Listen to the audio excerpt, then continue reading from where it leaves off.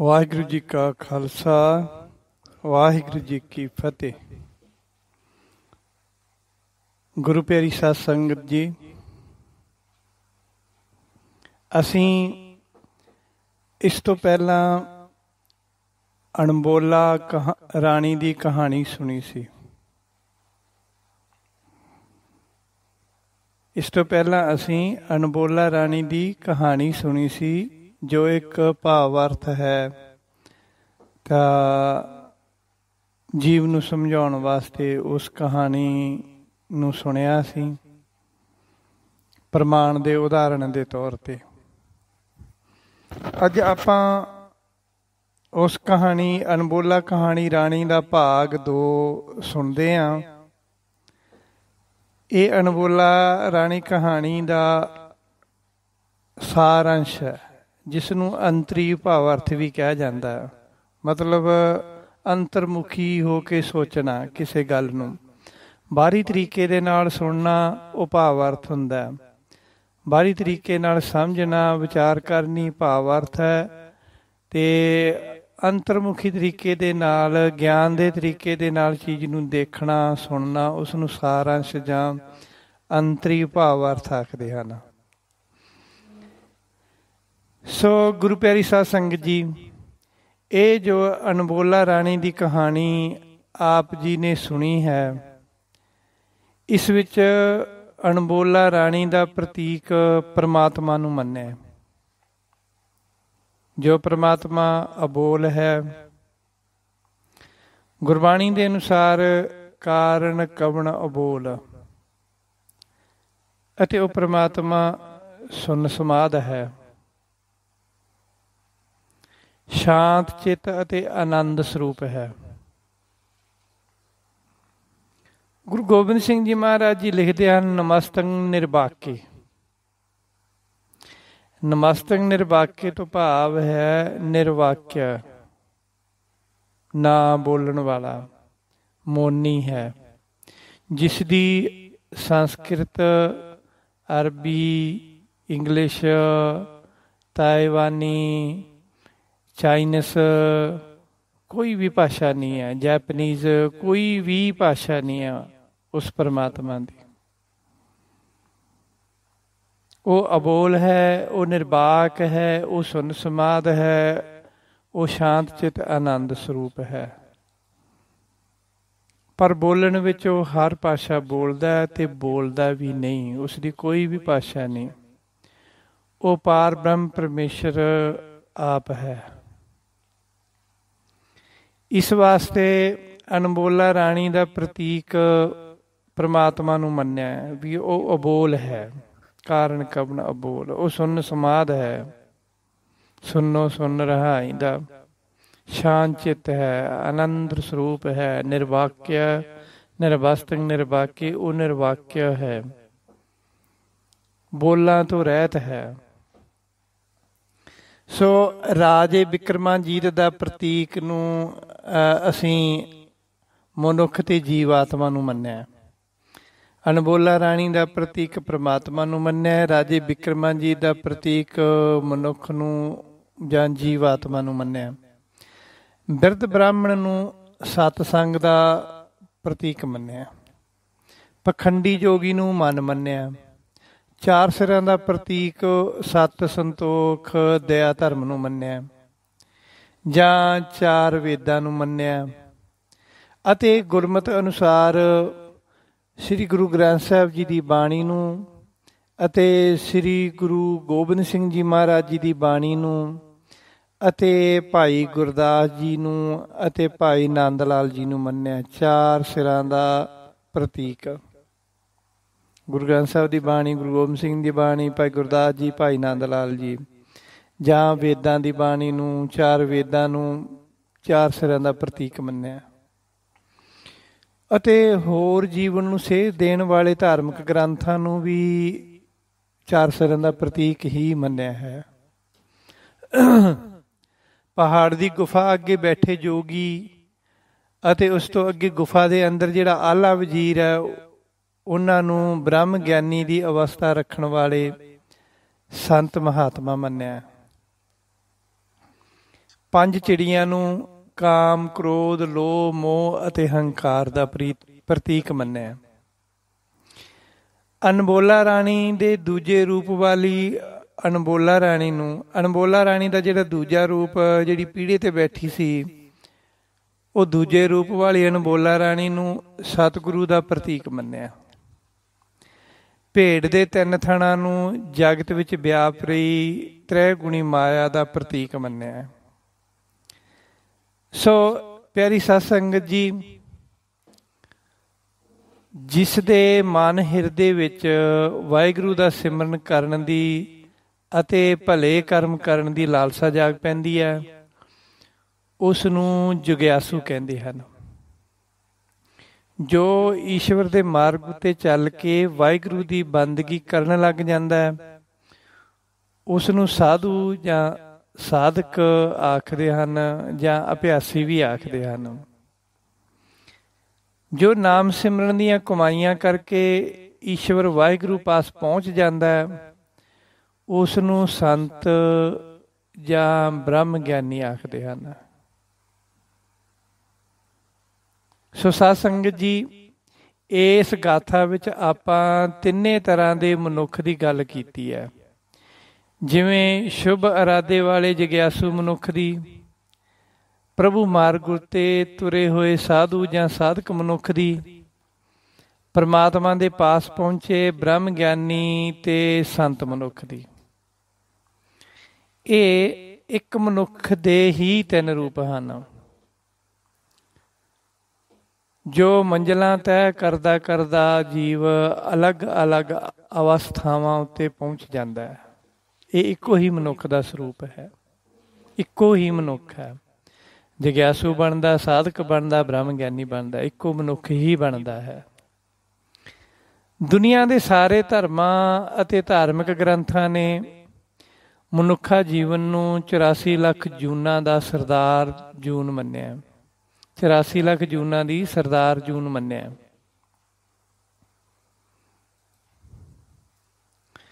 ਮਨੁੱਖਾ ਜੀਵਨ ਸਾਰੇ ਜੀਵ ਜੰਤੂਆਂ ਤੋਂ ਸ੍ਰੇਸ਼ਟ ਹੈ ਅਤੇ ਹਰ ਕੰਮ ਕਰਨ ਵਿੱਚ ਸਮਰੱਥ ਹੈ। ਮਨੁੱਖ ਹਰ ਖੋਜ ਦਾ ਦਾਤਾ ਹੈ ਅਤੇ ਜੇ ਇਹ ਚਾਹੇ ਤਾਂ ਇਹ ਪਰਮਾਤਮਾ ਦੀ ਖੋਜ ਵੀ ਕਰ ਸਕਦਾ ਹੈ।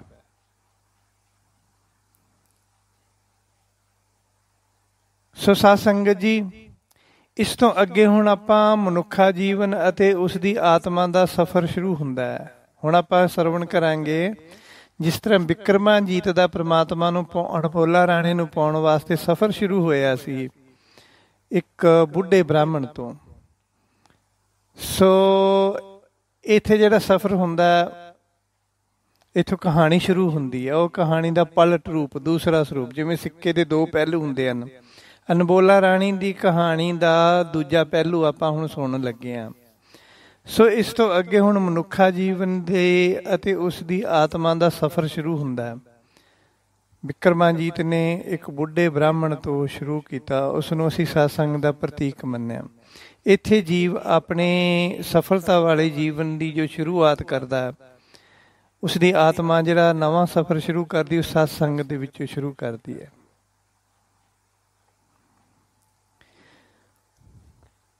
ਮਨੁੱਖਾ ਜੀਵ ਸਾਰੇ ਜੀਵਾਂ ਦਾ ਰਾਜਾ ਹੈ। ਸੁੱਖ ਆਨੰਦ ਲੈਣ ਵਾਸਤੇ ਇਸ ਕੋਲ ਹਰ ਸਹੂਲਤ ਹੈ, ਜਿਸ ਕਾਰਨ ਕਰਕੇ ਇਹ ਹਉਮੈ ਹੰਗਤਾ ਵਿੱਚ ਫਸਿਆ ਹੋਇਆ ਹੈ। ਹਉਮੈ ਹੰਗਤਾ ਵਿੱਚ ਕਿਉਂ ਫਸਿਆ? ਕਿ ਇਹਦੇ ਕੋਲੇ ਹਰ ਸਹੂਲਤ ਹੈ ਜੀਵਨ ਜਿਉਣ ਵਾਸਤੇ, ਬਸ ਉਸੇ ਹੀ ਹੰਗਤਾ ਦੇ ਵਿੱਚ ਫਸਿਆ ਹੋਇਆ। ਇਸ ਲਈ ਇਹ ਧਰਮ ਕਰਮ ਦੇ ਕੰਮਾਂ ਨੂੰ ਤੁੱਛ ਮਾਤਰ ਜਾਣਦਾ ਅਤੇ ਸਤਸੰਗੀ ਤੇ ਵਿਦਵਾਨ ਪੁਰਸ਼ਾਂ ਨੂੰ ਮਜ਼ਾਕ ਕਰਦਾ ਰਹਿੰਦਾ। ਕਈ ਲੋਕ ਦੇਖੇ ਅਸੀਂ ਵੀ, ਜੋ ਨਾਮ ਜਪਣ ਵਾਲਿਆਂ ਨੂੰ, ਗੁਰਸਿੱਖਾਂ ਨੂੰ, ਅੰਮ੍ਰਿਤਧਾਰੀਆਂ ਨੂੰ, ਸਾਧੂ ਸੰਤਾਂ ਨੂੰ ਮਜ਼ਾਕ ਕਰਦੇ ਰਹਿੰਦੇ ਆ। ਉਹ ਮਜ਼ਾਕ ਤਾਂ ਕਰਦੇ ਆ ਕਿ ਉਹ ਹਉਮੈ ਹੰਗਤਾ ਦੇ ਵਿੱਚ ਫਸੇ ਆ ਕਿ ਉਹਨਾਂ ਕੋਲੇ ਆ ਵੀ ਹੈਗਾ, ਆ ਵੀ ਹੈਗਾ। ਇਸ ਕਰਕੇ ਉਹ ਮਜ਼ਾਕ ਕਰਦਾ ਰਹਿੰਦਾ ਜੀਵ ਸਤਸੰਗੀ ਪੁਰਸ਼ਾਂ ਨੂੰ, ਵਿਦਵਾਨ ਪੁਰਸ਼ਾਂ ਨੂੰ। ਫਿਰ ਇਹ ਜੀਵ ਇੱਕ ਦਿਨ ਜਦ ਇਹ ਜੀਵ ਭੁੱਲਿਆ ਭਟਕਿਆ ਸਤਸੰਗ ਵਿੱਚ ਚਲਿਆ ਜਾਂਦਾ ਹੈ, ਤਾਂ ਅਲਪੱਗ ਬੁੱਧੀ ਹੋਣ ਕਰਕੇ ਵਿਦਵਾਨ ਪੁਰਸ਼ਾਂ ਉੱਤੇ ਅਗਿਆਨਤਾ ਵਾਲੇ ਕਈ ਸਵਾਲ ਕਰਦਾ ਹੈ।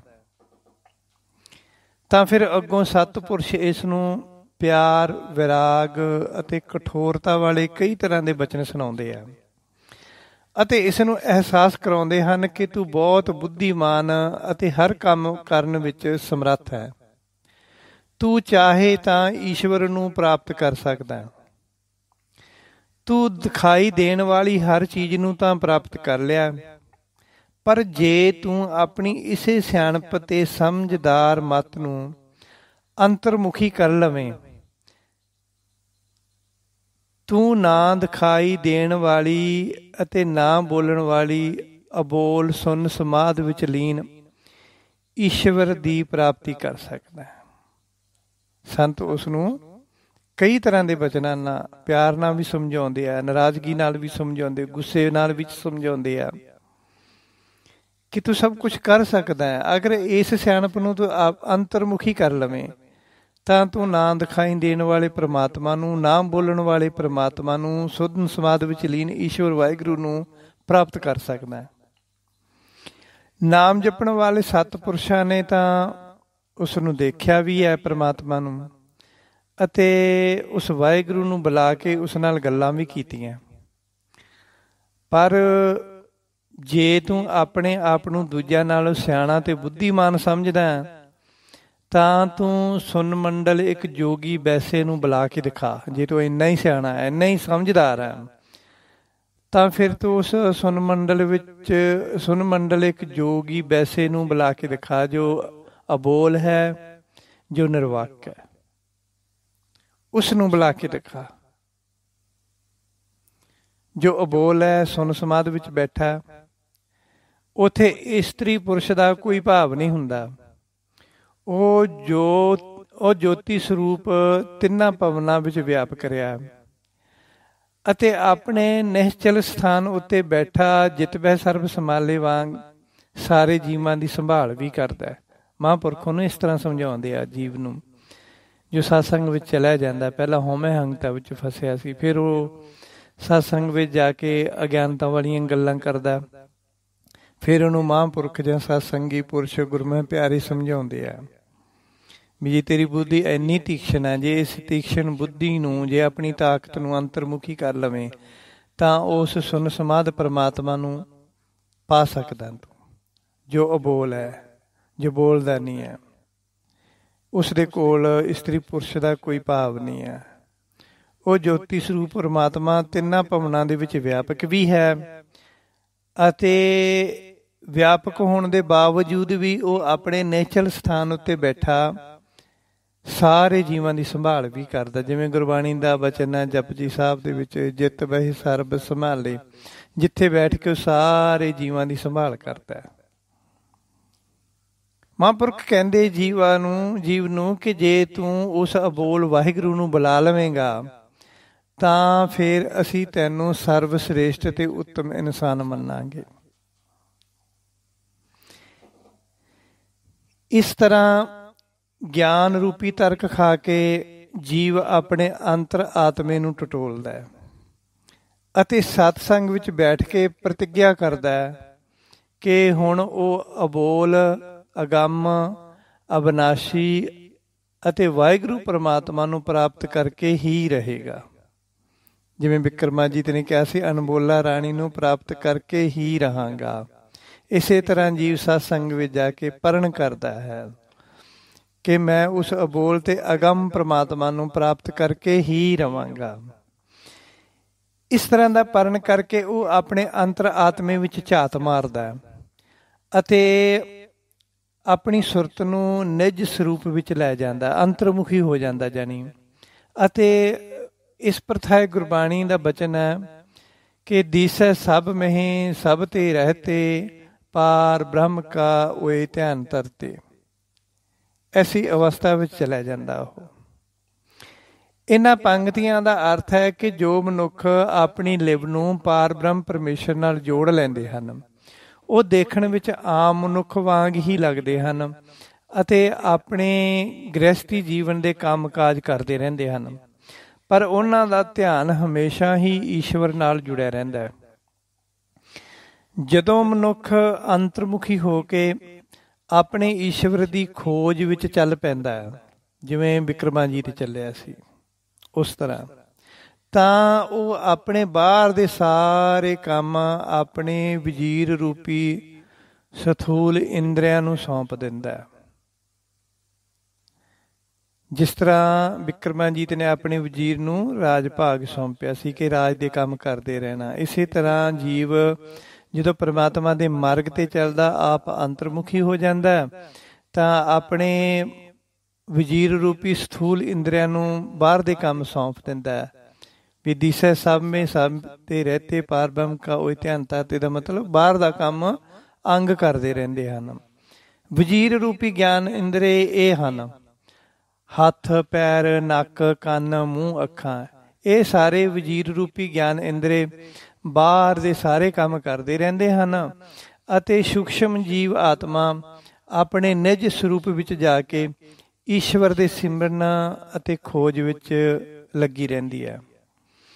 ਜਿਵੇਂ ਗੁਰਬਾਣੀ ਦਾ ਵਾਕ ਹੈ, ਹਾਥ ਪਾਓ ਕਰ ਕਾਮ ਸਭ ਚੀਤ ਨਿਰੰਜਨ ਨਾਲ, ਅਰਥਾਤ ਹੱਥ ਪੈਰ ਬਾਹਰ ਦੇ ਕੰਮ ਕਰਦੇ ਰਹਿੰਦੇ ਹਨ ਅਤੇ ਚਿੱਤ ਵਾਹਿਗੁਰੂ ਦੇ ਸਿਮਰਨ ਵਿੱਚ ਲੱਗਿਆ ਰਹਿੰਦਾ ਹੈ। ਫਿਰ ਜਦੋਂ ਜੀਵ ਆਪਣੇ ਅੰਦਰ ਦੀ ਯਾਤਰਾ ਵੱਲ ਤੁਰਦਾ ਹੈ, ਯਾਨੀ ਅੰਤਰਮੁਖੀ ਹੋ ਕੇ ਭਜਨ ਸਿਮਰਨ ਦੇ ਮਾਰਗ ਤੇ ਚੱਲ ਪੈਂਦਾ ਹੈ, ਤਾਂ ਫਿਰ ਪਤਨੀ ਰੂਪੀ ਬਿਰਤੀਆਂ ਤਰਲੇ ਮਿੰਨਤਾਂ ਕਰਦੀਆਂ ਹਨ। ਇਹ ਹੁਣ ਪਤਨੀ ਰੂਪੀ ਬਿਰਤੀ, ਜਿਵੇਂ ਬਿਕਰਮਾਜੀਤ ਰਾਜੇ ਦੀਆਂ ਰਾਣੀਆਂ ਕਹਿੰਦੀਆਂ ਤੁਸੀਂ ਨਾ ਜਾਓ ਜੀ, ਇਸੇ ਤਰ੍ਹਾਂ ਜਿਹੜੀਆਂ ਮਨੁੱਖ ਦੇ ਅੰਦਰ ਚਾਰ ਬਿਰਤੀਆਂ ਹਨ, ਉਹ ਤਰਲੇ ਮਿੰਨਤਾਂ ਮਨ, ਬੁੱਧੀ, ਚਿੱਤ, ਹੰਕਾਰ, ਇਹ ਬਿਰਤੀਆਂ ਜਿਨ੍ਹਾਂ ਦੇ ਆਸਰੇ ਜਾਂ ਜਿਨ੍ਹਾਂ ਦੀ ਸੋਚ ਨਾਲ ਬੰਦਾ ਤੁਰਿਆ ਫਿਰਦਾ ਰਹਿੰਦਾ, ਕੰਮ ਕਾਰ ਕਰਦਾ, ਇਸੇ ਤਰ੍ਹਾਂ ਪਤਨੀ ਰੂਪੀ ਬਿਰਤੀਆਂ ਤਰਲੇ ਮਿੰਨਤਾਂ ਕਰਦੀਆਂ ਉਸ ਜੀਵਾਤਮਾ ਦੀਆਂ ਜੋ ਨਿਜ ਸਰੂਪ ਵਿੱਚ ਜਾ ਕੇ ਪਰਮਾਤਮਾ ਦੀ ਖੋਜ ਵਿੱਚ ਚੱਲ ਪਈ ਹੈ। ਤਾਂ ਉਹ ਕਹਿੰਦੀਆਂ ਤੁਸੀਂ ਇੱਧਰ ਨੂੰ ਨਾ ਜਾਓ, ਤੁਸੀਂ ਸਾਡੇ ਕੋਲ ਹੀ ਰਹੋ, ਸਾਨੂੰ ਛੱਡ ਕੇ ਨਾ ਜਾਓ। ਜਿਵੇਂ ਗੁਰਬਾਣੀ ਦਾ ਵਾਕ ਹੈ, ਧਨ ਕਹਿ ਤੂੰ ਵਸ ਮੈਂ ਨਾਲੇ, ਪ੍ਰਿਆ ਸੁਖਵਾਸੀ ਬਾਲ ਗੋਪਾਲੇ। ਧਨ ਦਾ ਮਤਲਬ ਪਤਨੀ। ਧਨ ਕਹਿ ਤੂੰ ਵਸ ਮੈਂ ਨਾਲੇ, ਪ੍ਰਿਆ ਸੁਖਵਾਸੀ ਬਾਲ ਗੋਪਾਲੇ। ਤੁਝੇ ਬਿਨਾ ਹੋ ਕਿਤਹੀ ਨਾ ਲੇਖੈ, ਵਚਨ ਦੇਹ ਛੋੜ ਨਾ ਜਾਸਾ ਹੈ। ਸੰਸਾਰਕ ਬਿਰਤੀ ਰੂਪੀ ਪਤਨੀ ਆਖਦੀ ਹੈ, ਹੇ ਪਿਆਰੇ ਪਤੀ, ਤੂੰ ਸਦਾ ਹੀ ਮੇਰੇ ਨਾਲ ਰਹੋ। ਹੇ ਮੇਰੇ ਪ੍ਰਸੰਨ ਚਿੱਤ ਜਵਾਨ ਅਤੇ ਪਿਆਰੇ ਸੁਆਮੀ, ਤੇਰੇ ਬਿਨਾਂ ਮੈਂ ਕਿਸੇ ਹਿਸਾਬ ਕਿਤਾਬ ਵਿੱਚ ਨਹੀਂ ਆ, ਇਸ ਲਈ ਤੂੰ ਬਚਨ ਦੇ ਕਿ ਤੂੰ ਮੈਨੂੰ ਛੱਡ ਕੇ ਕਿਤੇ ਨਹੀਂ ਜਾਵੇਂਗਾ। ਤਾਂ ਫਿਰ ਪ੍ਰਮਾਤਮਾ ਦੀ ਖੋਜ ਵਿੱਚ ਜੁੜੀ ਹੋਈ ਜੀਵ ਆਤਮਾ, ਨਿਜ ਸਰੂਪ ਵੱਲ ਅੰਤਰਮੁਖੀ ਹੋਈ ਜੀਵ ਆਤਮਾ, ਉਹਨਾਂ ਪਤਨੀ ਰੂਪੀ ਬਿਰਤੀਆਂ ਨੂੰ ਕਹਿੰਦੀ ਆ, ਫਿਰ ਕਹਿਆ ਹੋਂ ਹੁਕਮੀ ਬੰਦਾ। ਆਤਮਾ ਨੇ ਕਿਹਾ, ਸਿਮਰਨ ਨੇ ਕਿਹਾ, ਉਸ ਜਗਿਆਸੂ ਨੇ ਕਿਹਾ, ਫਿਰ ਕਹਿਆ ਹੋ ਹੁਕਮੀ ਬੰਦਾ, ਉਹ ਭਾਰ ਉਠਾ ਕਰ ਜਿਸ ਕਾਣ ਨਾ ਛੰਦਾ। ਜਿਚਰ ਰਾਖੈ ਤਿਚਰ ਤੁਮ ਸੰਗ ਰਹਿਣਾ, ਜਿਚਰ ਰਾਖੈ ਤਿਚਰ ਤੁਮ ਸੰਗ ਰਹਿਣਾ, ਜਾਂ ਸੱਦੇ ਤਾਂ ਊਠ ਸਦਾਸਾ ਹੈ। ਇਹਨਾਂ ਪੰਕਤੀਆਂ ਦਾ ਅਰਥ ਹੈ ਕਿ ਨਾਮ ਅਭਿਆਸੀ ਰੂਪ ਪਤੀ ਨੇ ਆਖਿਆ, ਮੈਂ ਆਪਣੇ ਮਾਲਕ ਈਸ਼ਵਰ ਦਾ ਗੋਲਾ ਸੇਵਕ ਹਾਂ। ਮੇਰਾ ਮਾਲਕ ਬਹੁਤ ਵੱਡਾ ਹੈ ਅਤੇ ਉਹ ਕਿਸੇ ਦੀ ਕਾਣ ਤੇ ਮੋਹਸ਼ੰਦਗੀ ਨਹੀਂ ਰੱਖਦਾ। ਜਿੰਨੀ ਦੇਰ ਉਸਨੇ ਮੈਨੂੰ ਤੇਰੇ ਕੋਲ ਰੱਖਿਆ, ਉਤਨੀ ਦੇਰ ਮੈਂ ਤੇਰੇ ਕੋਲ ਰਿਹਾ ਹਾਂ। ਹੁਣ ਜਦ ਉਸਨੇ ਮੈਨੂੰ ਆਪਣੇ ਚਰਨਾਂ ਵਿੱਚ ਬੁਲਾ ਲਿਆ, ਆਪਣੇ ਪਾਸ ਬੁਲਾ ਲਿਆ, ਆਪਣੇ ਮਾਰਗ ਤੇ ਤੋਰ ਲਿਆ, ਤਾਂ ਮੈਂ ਤੁਰ ਪਿਆ ਹਾਂ। ਸੋ ਇਸ ਤਰ੍ਹਾਂ ਦੇ ਨਾਲ ਅੱਛਾ, ਉੱਥੇ ਜੋ ਸਤਸੰਗੀ ਪੁਰਸ਼ ਨੇ, ਜੋ ਪੰਡਤ ਨੇ ਕਿਹਾ ਸੀ ਰਾਜੇ ਬਿਕਰਮਾਜੀਤ ਨੂੰ ਕਿ 2000 ਕੋਹ ਤੂੰ ਜਾਣਾ, ਫਿਰ ਤੈਨੂੰ 4 ਸਿਰ ਮਿਲਣਗੇ। ਸੋ 2000 ਕੋਹ ਚੱਲਣ ਦਾ ਮਤਲਬ ਹੈ ਨਾਮ ਸਿਮਰਨ ਦੀ ਕਮਾਈ ਦਾ ਰਸਤਾ ਬਹੁਤ ਲੰਮਾ ਹੁੰਦਾ। ਜਿਵੇਂ 2000 ਚੱਲ ਕੇ ਜਾਣਾ ਬਹੁਤ ਔਖਾ ਹੈ, ਇਸੇ ਤਰ੍ਹਾਂ ਨਾਮ ਸਿਮਰਨ ਦੀ ਕਮਾਈ ਦਾ ਰਸਤਾ ਬਹੁਤ ਲੰਬਾ ਹੁੰਦਾ। 2000 ਕੋਹਾਂ ਨਾਲੋਂ ਵੀ ਜ਼ਿਆਦਾ ਹੀ ਹੁੰਦਾ। ਕਈ ਮਹੀਨੇ ਜਾਂ ਕਈ ਸਾਲ ਲੱਗ ਜਾਂਦੇ ਹਨ ਭਗਤੀ ਦੇ ਮਾਰਗ ਤੇ ਤੁਰਦਿਆਂ ਤੁਰਦਿਆਂ। ਨਾਮ ਰੂਪੀ ਜੋਗੀ ਨੂੰ ਵਸ ਵਿੱਚ ਕਰਨ ਲੱਗਿਆਂ ਜਾਂ ਮਨ ਰੂਪੀ ਜੋਗੀ ਨੂੰ ਵਸ ਵਿੱਚ ਕਰਨ ਲੱਗਿਆਂ ਜਾਂ ਮਨ ਨੂੰ ਮਾਰਨ ਲੱਗਿਆਂ ਬਹੁਤ ਟਾਈਮ ਲੱਗਦਾ ਨਾਮ ਜਪਦਿਆਂ ਜਪਦਿਆਂ। ਇਸ ਪ੍ਰਥਾਏ ਗੁਰੂ ਜੀ ਦਾ ਵਾਕ ਹੈ, ਸੰਤ ਕਾ ਮਾਰਗ ਧਰਮ ਕੀ ਪੌੜੀ। ਮਤਲਬ ਕਿ ਸੰਤਗਿਰੀ ਦਾ ਜਾਂ ਨਾਮ ਸਿਮਰਨ ਦਾ ਮਾਰਗ ਬਹੁਤ ਲੰਮਾ ਹੁੰਦਾ ਹੈ। ਔਖੀਆਂ ਘਾਲਣਾ ਤੋਂ ਬਾਅਦ ਈਸ਼ਵਰ ਦੀ ਪ੍ਰਾਪਤੀ ਹੁੰਦੀ ਹੈ। ਜੋਗੀ ਰੂਪੀ ਮਨ ਨੂੰ ਮਾਰਨ ਵਾਸਤੇ ਗਿਆਨ ਦੀ ਜ਼ਰੂਰਤ ਪੈਂਦੀ ਹੈ। ਉਹ ਗਿਆਨ 4 ਵੇਦਾਂ ਵਿੱਚੋਂ ਮਿਲਦਾ ਹੈ, ਗੁਰਬਾਣੀ ਵਿੱਚੋਂ ਮਿਲਦਾ ਹੈ। ਵੇਦਾਂ ਵਿੱਚੋਂ ਜਾਂ ਗੁਰਬਾਣੀ ਵਿੱਚੋਂ ਪੜ੍ਹੇ ਗਿਆਨ ਤੋਂ ਪਤਾ ਚੱਲਦਾ ਹੈ ਕਿ ਮਨ ਨੂੰ ਕਿਵੇਂ ਮਾਰਨਾ। ਗਿਆਨ ਨਾਲ ਭਰੇ ਗ੍ਰੰਥ ਮਨ ਨੂੰ ਮਾਰਨ ਦੀਆਂ ਬਹੁਤ ਯੁਕਤੀਆਂ ਦੱਸਦੇ ਹਨ। ਮਨ ਬਹੁਤ ਚੰਚਲ ਹੈ ਅਤੇ ਮਨੁੱਖ ਨੂੰ ਆਪਣੇ ਕਾਬੂ ਵਿੱਚ ਰੱਖਣ ਵਾਸਤੇ ਕਈ ਤਰ੍ਹਾਂ ਦੀਆਂ ਖੇਡਾਂ ਖੇਡਦਾ ਹੈ ਅਤੇ ਚਲਾਕੀਆਂ ਕਰਦਾ ਹੈ। ਫਿਰ ਵਿਵੇਕ ਬੁੱਧ ਸਤਿਗੁਰ ਤੇ ਪਾਈ, ਭਾਵ ਗਿਆਨ ਰਾਹੀਂ ਪ੍ਰਾਪਤ ਕੀਤੀ ਉੱਤਮ ਮਤ ਕਾਰਨ ਜੀਵ ਮਨ ਦੇ ਧੋਖੇ ਵਿੱਚ ਨਹੀਂ ਆਉਂਦਾ। ਉਲਟਾ ਮਨ ਨੂੰ ਹੀ ਆਪਣੇ ਮਗਰ ਲਾ ਕੇ ਅਤੇ ਗਿਆਨ ਰੂਪੀ ਕੜਾਹੇ ਵਿੱਚ ਸੁੱਟ ਕੇ ਮਾਰ ਦਿੰਦਾ ਹੈ। ਗਿਆਨ ਦੇ ਕੜਾਹੇ ਵਿੱਚੋਂ ਉੱਚੀ ਮੱਤ ਦੀਆਂ ਤਿਲਸਮੀ ਬੂੰਦਾਂ ਲੈ ਕੇ ਵੇਦਾਂ ਰੂਪੀ ਜਾਂ ਗੁਰਬਾਣੀ ਰੂਪੀ ਸ਼ਕਤੀ ਦੇ ਸਾਗਰ ਵਿੱਚੋਂ ਸਤ ਸੰਤੋਖ ਦਇਆ ਧਰਮ ਰੂਪੀ ਤਾਕਤਵਰ ਵੀਰਾਂ ਨੂੰ ਹਾਸਲ ਕਰਦਾ ਹੈ। ਇਸ ਤਰ੍ਹਾਂ ਸਤ ਸੰਤੋਖ ਦਇਆ ਧਰਮ ਜੀਵ ਦੇ ਸੱਚੇ ਮਿੱਤਰ ਬਣ ਜਾਂਦੇ ਹਨ ਅਤੇ ਜੀਵਨ ਦੇ ਹਰ ਔਖੇ ਸਮੇਂ ਵਿੱਚ ਉਸ ਦੀ ਸਹਾਇਤਾ ਕਰਦੇ ਹਨ। ਜਿਸ ਤਰ੍ਹਾਂ ਬਿਕਰਮਾਜੀਤ ਰਾਜਾ 2000 ਕੋਹ ਚੱਲਿਆ, ਉਵੇਂ ਜੀਵ ਆਤਮਾ ਅਭਿਆਸੀ ਨਾਮ ਅਭਿਆਸੀ ਜੀਵ 2000 ਕੋਹ ਮੀਨਸ ਕਈ ਕੋਹਾਂ, ਮਤਲਬ ਕਈ ਸਾਲ ਕਈ ਮਹੀਨੇ ਭਗਤੀ ਦੇ ਮਾਰਗ ਤੇ ਚੱਲਦਾ ਤਾਂ ਫਿਰ ਕਿਤੇ ਜਾ ਕੇ ਉਹ ਮਨ ਨੂੰ ਮਾਰਦਾ। ਜਿਵੇਂ ਜੋਗੀ ਨੂੰ ਤੇਲ ਦੇ ਕੜਾਹੇ ਵਿੱਚ ਸੁੱਟ ਕੇ ਬਿਕਰਮਾਜੀਤ ਨੇ ਮਾਰਿਆ ਸੀ ਤੇ ਫਿਰ ਉਸ ਤੇਲ ਵਿੱਚੋਂ ਛਿੱਟੇ ਮਾਰ ਕੇ 4 ਸਿਰਾਂ ਨੂੰ ਸੁਰਜੀਤ ਕੀਤਾ। ਉਵੇਂ ਜਿਵੇਂ ਹੀ ਵੇਦਾਂ ਦੀ ਸਹਾਇਤਾ ਦੇ ਨਾਲ ਜੀਵ ਗਿਆਨ ਪ੍ਰਾਪਤ ਕਰਦਾ ਹੈ, ਗਿਆਨ ਦੇ ਨਾਲ ਉਹ ਮਨ ਨੂੰ ਆਪਣੇ ਮਗਰ ਲਾ ਲੈਂਦਾ। ਜਿਵੇਂ ਜੋਗੀ ਨੂੰ ਬਿਕਰਮਾਜੀਤ ਨੇ ਮਗਰ ਲਾਇਆ ਕਿ ਪਹਿਲਾਂ ਤੁਸੀਂ ਪਰਕੰਮਿਆ ਕਰੋ। ਜਦੋਂ ਪਰਕੰਮਿਆ ਕਰਕੇ ਵਿਨੋਦ ਕਰਨ ਲੱਗਾ, ਰਾਜੇ ਨੇ ਉਹਨੂੰ ਤੇਲ 'ਚ ਸੁੱਟਤਾ। ਇਵੇਂ ਜਿਵੇਂ ਮਨ ਨੂੰ ਮਗਰ ਲਾ ਕੇ ਗਿਆਨ ਦੇ ਰਾਹੀਂ ਜੀਵ ਨਾਮ ਅਭਿਆਸੀ ਜੀਵ ਸਾਧਕ ਜੀਵ ਮਨ ਨੂੰ ਮਾਰ ਲੈਂਦਾ ਹੈ, ਉਸ ਨੂੰ ਗਿਆਨ ਦੇ ਕੜਾਹੇ ਵਿੱਚ ਸੁੱਟ ਕੇ ਉਸ ਨੂੰ ਮਾਰ ਦਿੰਦਾ ਹੈ।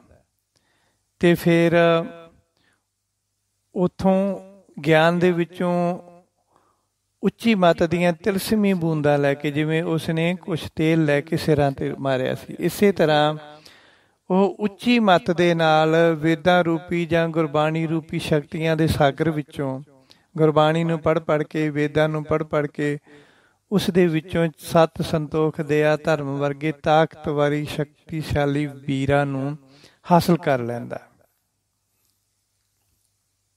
ਤੇ ਉਹਨਾਂ ਦੀ ਫਿਰ ਇਹ ਸਾਰੇ ਸਤ ਸੰਤੋਖ ਦਇਆ ਧਰਮ ਵਰਗੇ ਤਾਕਤਵਰ ਵੀਰ ਸ਼ਕਤੀਸ਼ਾਲੀ ਸਤ ਸੰਤੋਖ ਦਇਆ ਧਰਮ ਜੀਵ ਦੀ ਹਰ ਥਾਂ ਤੇ ਸਹਾਇਤਾ ਕਰਦੇ ਆ। ਜਿਹੜੀ ਵੀ ਮੁਸੀਬਤ ਵੇਲੇ ਜੀਵ ਗੁਰਬਾਣੀ ਨੂੰ ਪੜ੍ਹ ਕੇ ਜਾਂ ਵੇਦਾਂ ਦੀ ਬਾਣੀ ਨੂੰ ਪੜ੍ਹ ਕੇ ਈਸ਼ਵਰ ਨੂੰ ਯਾਦ ਕਰਦਾ ਹੈ ਤਾਂ ਉਸੇ ਵੇਲੇ ਸਤ ਸੰਤੋਖ ਦਇਆ ਧਰਮ ਵਰਗੇ ਚੰਗੇ ਗੁਣ ਤਾਕਤਵਰ ਵੀਰਾਂ ਦੇ ਰੂਪ ਵਿੱਚ ਉਸ ਦੇ ਸਾਹਮਣੇ ਆ ਖੜ੍ਹਦੇ ਹਨ ਅਤੇ ਉਸ ਦੀ ਸਹਾਇਤਾ ਕਰਦੇ ਹਨ।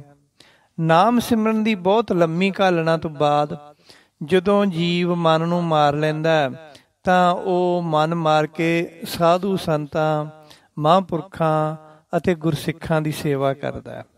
ਜਿਵੇਂ ਅਸੀਂ ਕਹਿੰਦੇ ਹਾਂ ਕਿ ਭਾਈ ਮਨ ਮਾਰ ਕੇ ਸੇਵਾ ਕਰੋ, ਮਨ ਮਾਰ ਕੇ ਸਿਮਰਨ ਕਰੋ। ਇਹਦਾ ਮਤਲਬ ਵੀ ਮਨ ਤਾਂ ਮਾਰਨਾ ਹੀ ਪੈਂਦਾ ਨਾ, ਭਗਤੀ ਦੇ ਮਾਰਗ ਤੇ ਤੁਰਨ ਵਾਸਤੇ ਵੀ, ਸੇਵਾ ਕਰਨ ਵਾਸਤੇ ਵੀ। ਇਸੇ ਤਰ੍ਹਾਂ ਹਰ ਭਲੇ ਕੰਮ ਨੂੰ ਜੇ ਮਨ ਮਾਰ ਕੇ ਕਰੀਏ ਤਾਂ ਉਸ ਦਾ ਭਾਰੀ ਫਲ ਪ੍ਰਾਪਤ ਹੁੰਦਾ ਹੈ। ਇਸ ਤੋਂ ਅੱਗੇ ਫਿਰ ਪ੍ਰਮਾਤਮਾ ਦੀ ਖੋਜ ਵਿੱਚ ਤੁਰੇ ਜਗਿਆਸੂ ਨੂੰ ਹੋਰ ਮੰਜ਼ਿਲਾਂ ਤੈਅ ਕਰਨੀਆਂ ਪੈਂਦੀਆਂ। ਭਾਵ ਆਪਣੇ ਨਿਜ ਸਰੂਪ ਵਿੱਚ ਬੈਠ ਕੇ ਉਹ ਨਾਮ ਸਿਮਰਨ ਦੀ ਕਠਿਨ ਕਮਾਈ ਕਰਦਾ ਰਹਿੰਦਾ। ਆਏ ਗਏ ਅਤਿਥੀ ਸਾਧੂ ਸੰਤਾਂ ਦੀ ਸੇਵਾ ਕਰਦਾ।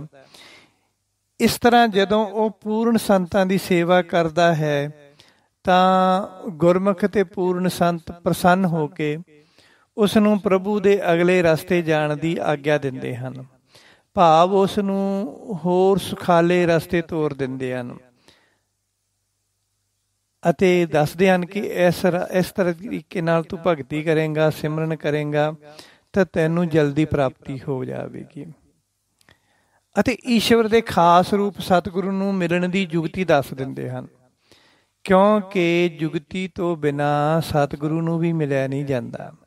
ਕਈ ਮੇਰੇ ਵਰਗੇ ਲੋਕ ਜਾਂਦੇ ਤਾਂ ਹੈ ਸਤਿਗੁਰੂ ਕੋਲ, ਪਰ ਉੱਥੋਂ ਕੁਛ ਹਾਸਲ ਨਹੀਂ ਕਰ ਸਕਦੇ। ਪਹਿਲੀ ਗੱਲ, ਮਿਲ ਹੀ ਨਹੀਂ ਸਕਦੇ, ਹੈ ਨਾ। ਗੁਰੂ ਨੂੰ ਮਿਲਣ ਵਾਸਤੇ ਵੀ ਸਤਿਪੁਰਖਾਂ ਦੀ ਸਹਾਇਤਾ ਚਾਹੀਦੀ ਹੁੰਦੀ ਹੈ। ਫਿਰ ਉਹ ਸਤਿਪੁਰਖ ਜੁਗਤੀ ਦੱਸਦੇ ਕਿ ਗੁਰੂ ਨੂੰ ਮਿਲਣਾ ਕਿੱਦਾਂ। ਪਰ ਉਸ ਤੋਂ ਪਹਿਲਾਂ ਗੁਰਮੁਖ ਸੰਤ ਆਖਦੇ ਹਨ ਕਿ ਜਾਣ ਤੋਂ ਪਹਿਲਾਂ ਕਾਮ, ਕ੍ਰੋਧ, ਲੋਭ, ਮੋਹ, ਹੰਕਾਰ, ਇਹ ਜੋ ਹੰਕਾਰ ਰੂਪੀ ਜੋ ਮਰੀਆਂ ਹੋਈਆਂ 5 ਚਿੜੀਆਂ ਹਨ, ਇਹ ਸਾਡੇ ਕੋਲ ਰੱਖ ਜਾ। ਨਾ ਜਿਵੇਂ ਬਿਕਰਮਾਜੀਤ ਨੂੰ ਕਿਹਾ ਸੀ ਵੀ ਉਹ 5 ਚਿੜੀਆਂ ਮਰੀਆਂ ਹੋਈਆਂ ਸਾਡੇ ਕੋਲੇ ਚੁੱਕ ਕੇ ਰੱਖ ਦੇ। ਇਸੇ ਤਰ੍ਹਾਂ ਸੰਤ ਪੁਰਖ ਕਹਿੰਦੇ ਹਨ ਕਿ ਗੁਰੂ ਨੂੰ ਮਿਲਣ ਤੋਂ ਪਹਿਲਾਂ, ਸਤਿਗੁਰੂ ਨੂੰ ਮਿਲਣ ਤੋਂ ਪਹਿਲਾਂ, ਪਰਮੇਸ਼ਰ ਨੂੰ ਮਿਲਣ ਤੋਂ ਪਹਿਲਾਂ ਭਾਈ ਆ ਉਹਦਾ ਕਾਮ, ਕ੍ਰੋਧ, ਲੋਭ, ਮੋਹ, ਹੰਕਾਰ, ਇਹ ਜਿਹੜੋ ਚਿੜੀਆਂ ਰੂਪੀ ਆ ਨਾ ਮਰਿਆ ਹੋਇਆ, ਇਹਨੂੰ ਸਾਡੇ ਕੋਲ ਰੱਖ ਜਾ। ਇਹ 5 ਨੂੰ ਇੱਥੇ ਮਰੀਆਂ ਚਿੜੀਆਂ ਦਾ ਪ੍ਰਤੀਕ ਤਾਂ ਬਣਾਇਆ, ਇਹਨਾਂ 5 ਨੂੰ ਮਰੀਆਂ ਚਿੜੀਆਂ ਦਾ ਪ੍ਰਤੀਕ ਤਾਂ ਬਣਾਇਆ ਹੈ ਕਿ ਇਹ ਜੋ ਕਾਮ, ਕ੍ਰੋਧ, ਲੋਭ, ਮੋਹ ਤੇ ਹੰਕਾਰ ਹਨ ਨਾ, ਇਹ ਗੁਰੂਆਂ ਦੀ ਸੰਗਤ ਦੇ ਵਿੱਚ ਮਰਿਆਂ ਵਾਂਗ ਛਾਪੜ ਕੇ ਬੈਠ ਜਾਂਦੇ ਆ। ਇਸ ਤਰ੍ਹਾਂ ਲੱਗਦਾ ਹੁੰਦਾ ਹੈ ਕਿ ਜਿਵੇਂ ਇਹ ਮਰ ਹੀ ਗਏ ਹੋਣ, ਪਰ ਜਦੋਂ ਇਹਨਾਂ ਨੂੰ ਮੌਕਾ ਮਿਲਦਾ ਹੈ ਤਾਂ ਇਹ ਇੱਕਦਮ ਜਾਗ ਪੈਂਦੇ ਹਨ ਅਤੇ ਆਪਣਾ ਅਸਲੀ ਰੂਪ ਦਿਖਾ ਕੇ ਮਨੁੱਖ ਦੀ ਕਰਮ, ਧਰਮ ਅਤੇ ਨਾਮ ਸਿਮਰਨ ਦੀ ਕਮਾਈ ਨੂੰ ਇੱਕ ਪਲ ਵਿੱਚ ਨਸ਼ਟ ਕਰ ਦਿੰਦੇ ਆ। ਮਨੁੱਖ ਇਹਨਾਂ ਨੂੰ ਮਾਰਨ ਵਾਸਤੇ ਆਪਣੇ ਵੱਲੋਂ ਬਹੁਤ ਕੋਸ਼ਿਸ਼ ਕਰਦਾ ਹੈ, ਪਰ ਗੁਰਬਾਣੀ ਅਤੇ ਸਤ ਸੰਤੋਖ ਵਰਗੇ 5 ਵੀਰਾਂ ਤੋਂ ਬਿਨਾਂ ਇਹਨਾਂ ਨੂੰ ਚੁੱਕ ਕੇ ਆਪਣੇ ਅੰਦਰੋਂ ਨਹੀਂ ਕੱਢ ਸਕਦਾ। ਜਦੋਂ ਉਹ ਸਤ ਸੰਤੋਖ ਵਰਗੇ ਵੀਰਾਂ ਦੀ ਸਹਾਇਤਾ ਨਾਲ ਆਪਣੇ 5 ਅਵਗੁਣਾਂ ਨੂੰ ਕੱਢ ਕੇ ਸਤਿਪੁਰਖਾਂ ਦੇ ਚਰਨਾਂ ਵਿੱਚ ਰੱਖ ਦਿੰਦਾ ਹੈ ਤਾਂ ਫਿਰ ਇਹ ਜੀਵ ਨੂੰ ਕਦੇ ਵੀ ਤੰਗ ਨਹੀਂ ਕਰਦੇ। ਇਸ ਤਰ੍ਹਾਂ ਸੱਚ ਦੇ ਮਾਰਗ ਦਾ ਪਾਂਧੀ ਜੀਵ ਆਪਣੇ ਅਵਗੁਣਾਂ ਨੂੰ ਸਤਸੰਗ ਵਿੱਚ ਹੀ ਛੱਡ ਜਾਂਦਾ। ਜਿਵੇਂ ਸਤਸੰਗ ਕਰਦੇ ਹਾਂ ਅਸੀਂ ਤਾਂ ਸਾਨੂੰ ਇਹੀ ਸਿੱਖਿਆ ਦਿੱਤੀ ਜਾਂਦੀ ਸੰਗਤ ਦੇ ਵਿੱਚ ਵੀ ਭਾਈ ਆਪਣੇ ਮਾੜੇ ਕੰਮਾਂ ਨੂੰ, ਆਪਣੀ ਮਾੜੀ ਬੁੱਧੀ ਨੂੰ, ਆਪਣੇ ਔਗਣਾਂ ਨੂੰ ਸਤਸੰਗ ਵਿੱਚ ਹੀ ਛੱਡ ਜਾਓ ਤੇ ਚੰਗੇ ਗੁਣ ਲੈ ਕੇ ਜਾਓ। ਇਸੇ ਤਰ੍ਹਾਂ ਜੀਵ ਸਤਿਪੁਰਖਾਂ ਦੀ ਸੰਗਤ ਦੇ ਵਿੱਚ ਨਾਮ ਅਭਿਆਸੀ ਜੀਵ, ਸੱਚੇ ਦੇ ਮਾਰਗ ਤੇ ਤੁਰਿਆ ਹੋਇਆ ਜੀਵ ਔਗਣਾਂ ਨੂੰ ਸਤਸੰਗ ਵਿੱਚ ਹੀ ਛੱਡ ਜਾਂਦਾ, ਸਤਿਪੁਰਖਾਂ ਕੋਲ ਹੀ ਛੱਡ ਜਾਂਦਾ ਅਤੇ ਵਾਹਿਗੁਰੂ ਦੇ ਬਹੁਤ ਨੇੜੇ ਹੋ ਜਾਂਦਾ। ਜਦ ਉਹ ਸ੍ਰੀ ਜਪਜੀ ਸਾਹਿਬ ਜੀ ਦੀ ਬਾਣੀ ਦੇ ਮੁਤਾਬਕ 4ਥੇ ਖੰਡ ਕਰਮ ਖੰਡ ਵਾਲੀ ਅਵਸਥਾ ਵਿੱਚ ਪਹੁੰਚ ਜਾਂਦਾ ਹੈ, ਜਿਵੇਂ ਜਪਜੀ ਸਾਹਿਬ ਜੀ ਦਾ ਪਾਵਨ ਬਚਨ ਹੈ, ਕਰਮ ਖੰਡ ਕੀ ਬਾਣੀ ਜੋਰ, ਤਿੱਥੇ ਹੋਰ ਨਾ ਕੋਈ ਹੋਰ, ਤਿੱਥੇ ਜੋਧ ਮਹਾਬਲ ਸੂਰ ਇਤਿਆਦਿਕ।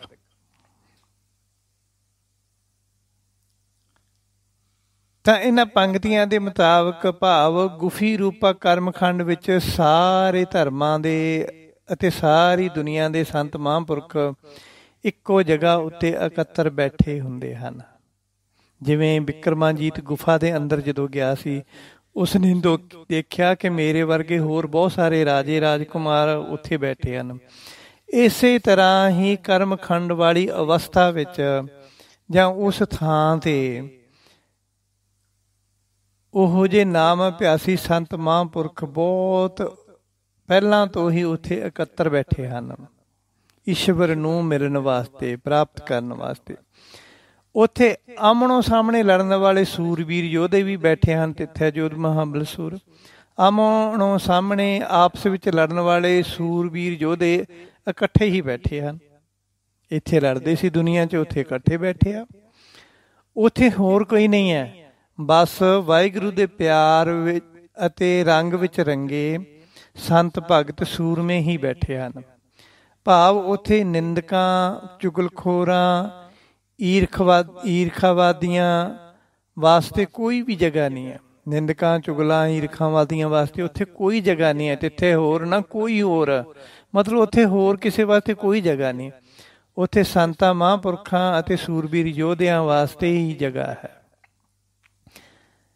ਇਹਨਾਂ ਨਿੰਦਕਾਂ, ਚੁਗਲਾਂ ਵਾਸਤੇ ਕੋਈ ਜਗ੍ਹਾ ਨਹੀਂ ਹੈ, ਜੋ ਮਾਤ ਲੋਕ ਵਿੱਚ ਲੋਕਾਂ ਨੂੰ ਆਪਸ ਵਿੱਚ ਲੜਾਉਂਦੇ ਰਹੇ ਹਨ, ਲੋਕਾਂ ਦੇ ਘਰ ਉਜਾੜਦੇ ਰਹੇ ਹਨ, ਵੱਡੇ ਵੱਡੇ ਜੰਗ ਯੁੱਧ ਕਰਾਉਂਦੇ ਰਹੇ ਹਨ। ਐਸੇ ਮਨੁੱਖ ਉਸ ਕਰਮਖੰਡ ਵਾਲੀ ਜਗ੍ਹਾ ਦੇ ਆਸ-ਪਾਸ ਵੀ ਨਹੀਂ ਫਟਕ ਸਕਦੇ। ਭਾਵ ਐਸੀ ਅਵਸਥਾ ਕਦੇ ਵੀ ਉਹਨਾਂ ਨੂੰ ਹਾਸਲ ਨਹੀਂ ਹੁੰਦੀ। ਨਿੰਦਕਾਂ, ਚੁਗਲਾਂ ਨੂੰ ਐਸੀ ਅਵਸਥਾ ਕਦੇ ਵੀ ਹਾਸਲ ਨਹੀਂ ਹੁੰਦੀ ਜੋ ਨਾਮ ਅਭਿਆਸੀ ਗੁਰਮੁਖ ਜਨਾਂ ਨੂੰ, ਸੰਤਾਂ ਮਹਾਂਪੁਰਖਾਂ ਨੂੰ ਤੇ ਸੂਰਬੀਰ ਯੋਧਿਆਂ ਨੂੰ ਪ੍ਰਾਪਤ ਹੁੰਦੀ ਹੈ।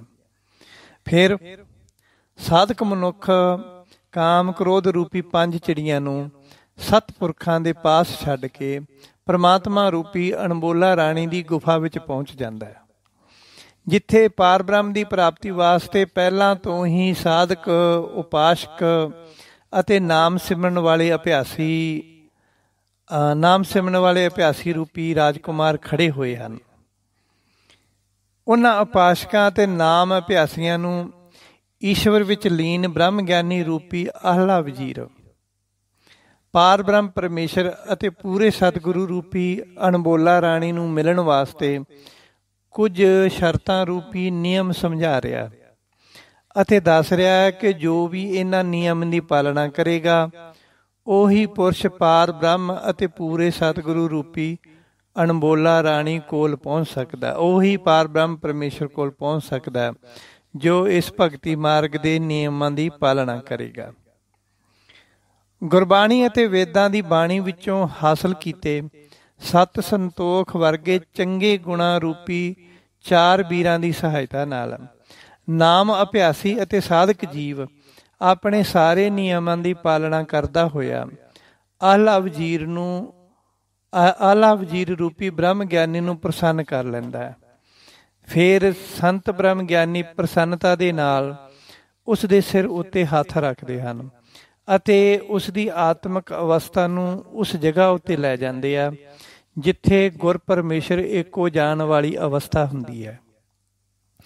ਇਹ ਅਵਸਥਾ ਬੰਦੇ ਨੂੰ ਉਦੋਂ ਪ੍ਰਾਪਤ ਹੁੰਦੀ ਹੈ ਜਦੋਂ ਉਸ ਉੱਤੇ ਪੂਰਨ ਸੰਤ ਮਹਾਂਪੁਰਖਾਂ ਦੀ ਕਿਰਪਾ ਹੋ ਜਾਂਦੀ ਹੈ। ਜੈਸੇ ਗੁਰੂਆਂ ਦਾ ਵਾਕ ਹੈ, ਟਹਿਲ ਮਹਿਲ ਤਾਕੋ ਮਿਲੈ ਜਾ ਕੋ ਸਾਧ ਕਿਰਪਾਲ। ਜਾਂ ਸਾਹਿਬ ਕਹਿੰਦੇ, ਬਾਰ ਬਾਰ ਜਾਓ ਸੰਤ ਸਦਕੇ, ਨਾਨਕ ਪਾਪ ਬਿਨਾਸੇ ਕਦ ਕੇ।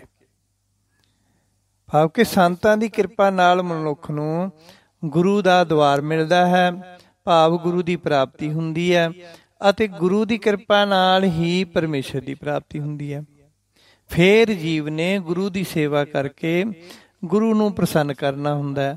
ਸੰਤਾਂ ਦੀ ਕਿਰਪਾ ਨਾਲ ਮਨੁੱਖ ਨੂੰ ਗੁਰੂ ਦੀ ਪ੍ਰਾਪਤੀ ਹੁੰਦੀ ਹੈ।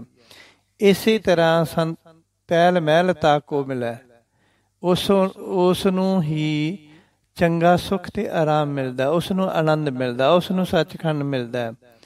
ਜਾ ਕੋ ਸਾਧ ਕਿਰਪਾਲ, ਜਿਹਦੇ ਉੱਤੇ ਪੂਰਨ ਮਹਾਂਪੁਰਖਾਂ ਗੁਰਮੁਖ ਪਿਆਰਿਆਂ ਦੀ ਕਿਰਪਾਲਤਾ ਹੋ ਜਾਂਦੀ ਹੈ। ਇਸ ਤਰ੍ਹਾਂ ਸੰਤਾਂ ਦੀ ਕਿਰਪਾ ਨਾਲ ਮਨੁੱਖ ਨੂੰ ਗੁਰੂ ਦਾ ਦੁਆਰ ਮਿਲਦਾ ਹੈ,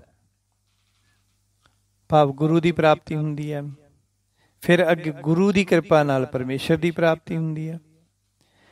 ਫਿਰ ਜੀਵ ਨੇ ਗੁਰੂ ਦੀ ਸੇਵਾ ਕਰਕੇ ਗੁਰੂ ਨੂੰ ਪ੍ਰਸੰਨ ਕਰਨਾ ਹੁੰਦਾ ਹੈ ਅਤੇ ਉਸ ਕੋਲੋਂ ਉਪਦੇਸ਼ ਧਾਰਨ ਕਰਨਾ ਹੁੰਦਾ ਹੈ। ਸਤਿਗੁਰੂ ਨੂੰ ਪ੍ਰਸੰਨ ਕਰਕੇ ਉਸ ਦੇ ਬਚਨ ਸੁਣਨੇ ਹੁੰਦੇ ਆ। ਪਰ ਸਤਿਗੁਰੂ ਉਸ ਸੇਵਕ ਨਾਲ ਬਚਨ ਨਹੀਂ ਕਰਦੇ। ਜਿਵੇਂ ਆਲਾ ਵਜ਼ੀਰ ਨੇ ਵਿਕਰਮਾਜੀਤ ਨੂੰ ਅਣਬੋਲਾ ਰਾਣੀ ਕੋਲ ਜਾ ਬਿਠਾਇਆ ਤਾਂ ਪਰ ਉਹ ਬੋਲਦੀ ਨਹੀਂ। ਇਸੇ ਤਰ੍ਹਾਂ ਸੰਤਾਂ ਦੀ ਕਿਰਪਾ ਨਾਲ ਜੀਵ ਪਰਮੇਸ਼ਰ ਦੇ ਸਤਿਗੁਰੂ ਦੇ ਕੋਲ ਪਹੁੰਚ ਜਾਂਦਾ। ਹੁਣ ਸਤਿਗੁਰੂ ਤੋਂ ਉਪਦੇਸ਼ ਲੈਣਾ, ਉਸ ਨੂੰ ਬੁਲਾਉਣਾ, ਪਰ ਸਤਿਗੁਰੂ ਸੇਵਕ ਨਾਲ ਬਚਨ ਨਹੀਂ ਕਰਦੇ, ਬਲਕਿ ਪਹਿਲਾਂ ਚੰਗੀ ਤਰ੍ਹਾਂ ਉਸ ਦੀ ਪ੍ਰੀਖਿਆ ਲੈਂਦੇ ਆ। ਬਚਨ ਨਹੀਂ ਕਰਦੇ ਦਾ ਮਤਲਬ ਇੱਦਾਂ ਨਹੀਂ ਵੀ ਇਗਨੋਰ ਕਰਦੇ, ਨਹੀਂ, ਪਹਿਲਾਂ ਉਹਦੀ ਪ੍ਰੀਖਿਆ ਲੈਂਦੇ ਚੰਗੀ ਤਰ੍ਹਾਂ, ਫਿਰ ਉਹਦੇ ਨਾਲ ਬਚਨ ਕਰਨੇ ਹੁੰਦੇ ਆ। ਸੋ ਪਹਿਲਾਂ ਉਹ ਇਹ ਜਾਣਨਾ ਚਾਹੁੰਦੇ ਹਨ ਸਤਿਗੁਰੂ ਕਿ ਇਸ ਨੇ ਸਤਿਪੁਰਖਾਂ ਦੀ ਸੰਗਤ ਕਰਕੇ ਤੇ ਸੇਵਾ ਕਰਕੇ ਕਿੰਨੇ ਕੁ ਗੁਣ ਅਤੇ ਗਿਆਨ ਵਾਲੀ ਬੁੱਧੀ ਪ੍ਰਾਪਤ ਕੀਤੀ ਹੈ। ਸੰਤ ਨੂੰ ਪ੍ਰਸੰਨ ਕਰਕੇ ਸਤਿਗੁਰੂ ਮਿਲਦਾ ਹੈ ਤੇ ਸਤਿਗੁਰੂ ਨੂੰ ਪ੍ਰਸੰਨ ਕਰਕੇ ਪਰਮੇਸ਼ਰ ਮਿਲਦਾ ਹੈ। ਪਰ ਸੰਤ ਗਿਆਨੀ ਅਤੇ ਸਤਿਗੁਰੂ ਬਹੁਤਾ ਨਹੀਂ ਬੋਲਦੇ। ਸੰਤ ਮਹਾਂਪੁਰਖ ਅਤੇ ਸਤਿਗੁਰੂ ਬਹੁਤਾ ਨਹੀਂ ਬੋਲਦੇ। ਜ਼ਿਆਦਾਤਰ ਕਿਸੇ ਨਾਲ ਜ਼ਿਆਦਾ ਗੱਲਬਾਤ ਨਹੀਂ ਕਰਦੇ। ਜਿਵੇਂ ਸੰਤ ਮਹਾਂਪੁਰਖ ਨਾਮ ਜਪਣ ਵਾਲੇ ਬਹੁਤ ਘੱਟ ਬੋਲਦੇ ਆ। ਹੁਣ ਅਸੀਂ ਮਨਮੁਖ ਬਿਰਤੀ ਵਾਲੇ ਕਹਿ ਦਿੰਦੇ ਲੈ ਇਹ ਕਾਹਦਾ ਬਾਬਾ, ਇਹ ਤਾਂ ਗੱਲ ਹੀ ਨਹੀਂ ਕਰਦਾ ਕਿਸੇ ਨਾਲ। ਨਹੀਂ, ਉਹਨਾਂ ਨੂੰ ਸਾਡੀਆਂ ਬਿਰਤੀਆਂ ਦਾ ਪਤਾ ਹੁੰਦਾ ਵੀ ਅਸੀਂ ਜਦੋਂ ਵੀ ਉਹਨਾਂ ਨਾਲ ਬੋਲਾਂਗੇ ਜਾਂ ਉਹ ਸਾਡੇ ਨਾਲ ਬੋਲਣਗੇ, ਅਸੀਂ ਕੀ ਗੱਲਾਂ ਕਰਨੀਆਂ, ਸੰਸਾਰੀ ਗੱਲਾਂ ਕਰਨੀਆਂ। ਮੇਰਾ ਢਿੱਡ ਦੁਖਦਾ, ਮੇਰੇ ਕੋਲ ਪੈਸੇ ਹੈ ਨਹੀਂ, ਮੇਰਾ ਕੰਮ ਹੈ ਨਹੀਂ, ਆਹੀ ਗੱਲਾਂ ਕਰਨੀਆਂ। ਕਦੇ ਨਾਮ ਦੀ ਦਾਤ ਮੰਗੀ ਸਤਿਨਾਮ ਕੋਲੇ ਜਾ ਕੇ, ਗੁਰਮੁਖਾਂ ਕੋਲੇ ਜਾ ਕੇ, ਨਹੀਂ, ਆਈਓ ਗੱਲਾਂ ਕਰਨੀਆਂ ਹੁੰਦੀਆਂ। ਜੇ ਕਿਤੇ ਕਰ ਵੀ ਲਵਾਂਗੇ ਤੇ ਫਿਰ ਬਾਅਦ ਵਿੱਚ ਉਹੀ ਗੱਲਾਂ ਸ਼ੁਰੂ ਕਰ ਲੈਣੇ ਦੁਨਿਆਵੀ ਅਸੀਂ। ਇਸ ਕਰਕੇ ਸਾਡੇ ਨਾਲ ਬੋਲਦੇ ਨਹੀਂ ਆ। ਸਾਡੀ ਗਿਆਨ ਬੁੱਧੀ ਨੂੰ ਪਰਖਦੇ ਆ ਪਹਿਲਾਂ, ਉਹ ਫਿਰ ਸਾਡੇ ਨਾਲ ਗੱਲਬਾਤ ਕਰਦੇ ਆ। ਜ਼ਿਆਦਾਤਰ ਸਤਿਗੁਰੂ ਤੇ ਬ੍ਰਹਮ ਗਿਆਨੀ ਮਹਾਂਪੁਰਖ ਕਿਸੇ ਨਾਲ ਬੋਲਦੇ ਨਹੀਂ, ਗੱਲਬਾਤ ਨਹੀਂ ਕਰਦੇ, ਜਲਦੀ ਨਾਲ ਕਿਸੇ ਦੀ ਬਾਤ ਦਾ ਉੱਤਰ ਵੀ ਨਹੀਂ ਦਿੰਦੇ। ਗਿਆਨ ਸ਼ਾਸਤਰ ਗ੍ਰੰਥ ਦੇ ਵਿੱਚ ਲਿਖਿਆ ਹੈ, ਗਿਆਨ ਸ਼ਾਸਤਰ ਕਹਿੰਦਾ ਹੈ ਕਿ ਬਿਨਾਂ ਪੁੱਛੇ ਵਿਦਵਾਨ ਕਿਸੇ ਨਾਲ ਨਾ ਬੋਲੇ। ਗਿਆਨ ਸ਼ਾਸਤਰ ਦਾ ਵਿਖਿਆਨ ਹੈ ਕਿ ਬਿਨਾਂ ਪੁੱਛੇ ਵਿਦਵਾਨ ਕਿਸੇ ਨਾਲ ਨਾ ਬੋਲੇ ਅਤੇ ਨਾ ਹੀ ਅਨਿਆਂ ਰੂਪੀ ਸਵਾਲ ਦਾ ਜਵਾਬ ਦੇਵੇ। ਜਿਹੜਾ ਗਲਤ ਤਰੀਕੇ ਨਾਲ ਕੀਤਾ ਹੋਇਆ ਸਵਾਲ ਆ ਉਹਦਾ ਜਵਾਬ ਵੀ ਨਾ ਦੇਵੇ। ਪਰ ਸ਼ੰਕਾਵਾਦੀ ਨੇ ਫਿਰ ਕਿਹਾ ਕਿ ਜੇ ਵਿਦਵਾਨ ਬੋਲੇਗਾ ਨਹੀਂ ਤਾਂ ਜਗਿਆਸੂ ਨੂੰ ਲੱਗੇਗਾ ਕਿ ਇਹ ਮੂੜ ਤੇ ਅਗਿਆਨੀ ਹੈ। ਤਾਂ ਉਸ ਦੇ ਉੱਤਰ ਵਿੱਚ ਗਿਆਨ ਸ਼ਾਸਤਰ ਕਹਿੰਦਾ ਜੇ ਜਗਿਆਸੂ ਨੂੰ ਇਹ ਭਰਮ ਪੈ ਜਾਵੇ ਤਾਂ ਇਸ ਵਿੱਚ ਵਿਦਵਾਨ ਦੀ ਹਾਨੀ ਨਹੀਂ ਹੈ, ਪਰੰਤੂ ਬਿਨਾਂ ਪੁੱਛੇ ਅਤੇ ਅਨਿਆਂ ਵਾਲੇ ਗਲਤ ਤਰੀਕੇ ਨਾਲ ਪੁੱਛੇ ਸਵਾਲ ਦਾ ਜਵਾਬ ਦੇਣ ਵਿੱਚ ਵਿਦਵਾਨ ਦੀ ਹਾਨੀ ਹੈ। ਗਿਆਨ ਸ਼ਾਸਤਰ ਦੇ ਇਹ ਵਿਚਾਰ ਸਿਰਫ ਵਿਦਵਾਨ ਪੁਰਸ਼ਾਂ ਵਾਸਤੇ ਹੈ, ਪਰ ਸੰਤਾਂ ਮਹਾਂਪੁਰਖਾਂ ਅਤੇ ਸਤਿਗੁਰਾਂ ਦੀ ਬੋਲਣ ਦੀ ਅਤੇ ਨਾ ਬੋਲਣ ਦੀ ਪ੍ਰਤੀ ਹੋਰ ਨੀਤੀ ਹੁੰਦੀ ਹੈ, ਹੋਰ ਪ੍ਰਕਾਰ ਦੀ ਨੀਤੀ ਹੁੰਦੀ ਹੈ। ਉਹ ਵਾਹਿਗੁਰੂ ਦੇ ਹੁਕਮ ਵਿੱਚ ਅਤੇ ਉਸ ਦੀ ਰਜ਼ਾ ਵਿੱਚ ਹੀ ਬੋਲਦੇ ਹਨ। ਜਿਵੇਂ ਗੁਰਬਾਣੀ ਦਾ ਵਾਕ ਹੈ, ਬੁਲਾਇਆ ਬੋਲੀ ਤੇਰਾ ਤੂੰ ਸਾਹਿਬ ਗੁਣੀ ਗਹਿਰਾ। ਇੱਕ ਹੋਰ ਬਚਨ ਸਤਿਗੁਰਾਂ ਦਾ, ਝਿਮ ਝਿਮ ਅੰਮ੍ਰਿਤ ਵਰਸਦਾ ਬੁਲਾਇਆ ਬੋਲੀ ਖਸਮ ਦਾ। ਇੱਕ ਹੋਰ ਬਚਨ ਹੈ ਸੰਤਾਂ ਮਹਾਂਪੁਰਖਾਂ ਦੇ ਨਾਮ ਬੋਲਣ ਦਾ, ਸਤਿਗੁਰਾਂ ਦੇ ਨਾਮ ਬੋਲਣ ਦਾ, ਕਿ ਉਹ ਬੇਪਰਵਾਹ ਨਾ ਬੋਲਣੀ। ਉਹ ਬੇਪਰਵਾਹ ਹੁੰਦੇ ਆ। ਉਹ ਬੇਪਰਵਾਹ ਨਾ ਬੋਲਣੀ, ਹੋ ਮਲ ਮਲ ਧੋਵਾਂ ਤਿੰਨ ਪਾਈ ਜੀ ਪਾਈ। ਗੁਰਪਰਮੇਸ਼ਰ ਏਕੋ ਜਾਨ ਦੇ ਬਚਨਾਂ ਅਨੁਸਾਰ ਸਤਿਗੁਰਾਂ ਨੂੰ ਬੁਲਾਉਣਾ ਪਰਮੇਸ਼ਰ ਨੂੰ ਬੁਲਾਉਣਾ ਹੈ। ਗੁਰਪਰਮੇਸ਼ਰ ਏਕੋ ਜਾਨ ਦੇ ਮੁਤਾਬਕ ਸਤਿਗੁਰਾਂ ਨੂੰ ਬੁਲਾਉਣਾ ਤੇ ਪਰਮੇਸ਼ਰ ਨੂੰ ਬੁਲਾਉਣਾ ਇੱਕੋ ਹੀ ਗੱਲ ਹੈ। ਜਿਸ ਤਰ੍ਹਾਂ ਬਿਕਰਮਾਜੀਤ ਨੇ 4 ਵਾਰ ਅਣਬੋਲਾ ਰਾਣੀ ਨੂੰ ਬੁਲਾਇਆ, ਉਸੇ ਤਰ੍ਹਾਂ ਹੀ ਮੁਮੁਕਸ਼ੂ ਭਾਵ ਮੁਕਤੀ ਦਾ ਅਭਿਆਸੀ ਅਥਵਾ ਪਰਮੇਸ਼ਰ ਦੀ ਪ੍ਰਾਪਤੀ ਵਾਸਤੇ ਤੁਰਿਆ ਹੋਇਆ ਨਾਮ ਅਭਿਆਸੀ ਸਾਧਕ ਸੁਨਮੰਡਲ ਮੈਂ ਜੋਗੀ ਵੈਸੇ ਪਾਰਬ੍ਰਹਮ ਪਰਮੇਸ਼ਰ ਦੇ ਪ੍ਰਤੀਨਿਧੀ ਸਤਿਗੁਰੂ ਨੂੰ 4 ਵਾਰ ਬੁਲਾਵੇਗਾ। ਅਤੇ ਜਿਸ ਤਰ੍ਹਾਂ ਬਿਕਰਮਾਜੀਤ ਨੇ ਅਣਬੋਲਾ ਰਾਣੀ ਨੂੰ 4 ਵੀਰਾਂ ਦੁਆਰਾ ਬੁਲਾਇਆ ਸੀ, ਉਸੇ ਤਰ੍ਹਾਂ ਨਾਮ ਅਭਿਆਸੀ ਸਾਧਕ ਗੁਰਬਾਣੀ ਵਿੱਚ ਕਹੀਆਂ ਗਈਆਂ ਅਤੇ ਵੇਦਾਂ ਵਿੱਚ ਕਹੀਆਂ ਗਈਆਂ ਸ਼ਰਧਾ ਅਤੇ ਨਿਮਰਤਾ ਰੂਪੀ ਕਹੀਆਂ ਗਈਆਂ ਯੁਕਤੀਆਂ ਦੁਆਰਾ ਬੁਲਾਏਗਾ। ਸਤ ਸੰਤੋਖ ਅਤੇ ਦਇਆ ਧਰਮ ਵਰਗੇ ਗੁਣਾਂ ਦੇ ਰਾਹੀਂ ਬੁਲਾਏਗਾ। ਫੇਰ ਕਿਤੇ ਜਾ ਕੇ ਸਤਿਗੁਰੂ ਜੀ ਬੋਲਣਗੇ। ਇਸ ਤਰ੍ਹਾਂ ਨਾਮ ਅਭਿਆਸੀ ਸਾਧਕ ਸਤਿਗੁਰਾਂ ਦੀ ਬਾਣੀ ਤੋਂ ਹਾਸਲ ਕੀਤੀ ਸ਼ਰਧਾ ਨਿਮਰਤਾ ਆਦਿਕ ਦੀ ਮਦਦ ਨਾਲ ਅਨੇਕਾਂ ਵਾਰੀ ਗੁਰੂ ਨੂੰ ਬੁਲਾ ਕੇ ਆਪਣੇ ਸੰਸਿਆਂ ਦਾ ਸ਼ੋਧਨ ਕਰਕੇ ਪਾਰ ਬ੍ਰਹਮ ਨੂੰ ਪਾ ਲੈਂਦਾ ਹੈ। ਜਿਵੇਂ ਰਿਗਵੇਦ ਦਾ ਪਹਿਲਾ ਮਹਾਵਾਕ ਹੈ ਪ੍ਰਗਿਆਨ ਆਨੰਦੰ ਬ੍ਰਹਮ।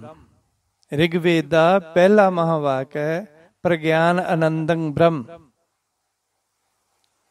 ਇਸ ਦੇ ਅਨੁਸਾਰ ਜਦ ਨਾਮ ਅਭਿਆਸੀ ਅਧਿਕਾਰੀ ਗੁਰੂ ਕੋਲੋਂ ਇਸ ਦਾ ਅਰਥ ਪੁੱਛਦਾ, ਜਦ ਨਾਮ ਅਭਿਆਸੀ ਅਧਿਕਾਰੀ ਗੁਰੂ ਕੋਲੋਂ ਇਸ ਦਾ ਅਰਥ ਅਨੇਕਾਂ ਵਾਰ ਪੁੱਛਦਾ ਤਾਂ ਗੁਰੂ ਜੀ ਬੋਲਦੇ ਨਹੀਂ। ਵੈਸੇ ਪ੍ਰਗਿਆਨ ਦਾ ਅਰਥ ਹੈ ਜਿਸ ਚੇਤਨਾ ਕਰਕੇ ਜੀਵ ਦੇਖਦਾ, ਜਿਸ ਕਰਕੇ ਜੀਵ ਸੁਣਦਾ, ਜਿਸ ਕਰਕੇ ਜੀਵ ਸੁੰਘਦਾ, ਜਿਸ ਕਰਕੇ ਜੀਵ ਬੋਲਦਾ, ਜਿਸ ਕਰਕੇ ਜੀਵ ਦੇ ਸਵਾਦ ਅਤੇ ਅਸਵਾਦ ਨੂੰ ਸਮਝਦਾ, ਉਸ ਨੂੰ ਪ੍ਰਗਿਆਨ ਆਖਦੇ ਹਨ। ਭਾਵ ਕਿ ਪਰਾਇਆ ਗਿਆਨ ਮਤਲਬ ਬਾਹਰ ਦੀਆਂ ਚੀਜ਼ਾਂ ਦਾ ਗਿਆਨ। ਪ੍ਰਗਿਆਨ ਮਤਲਬ ਬਾਹਰ ਦੀਆਂ ਚੀਜ਼ਾਂ ਦਾ ਗਿਆਨ।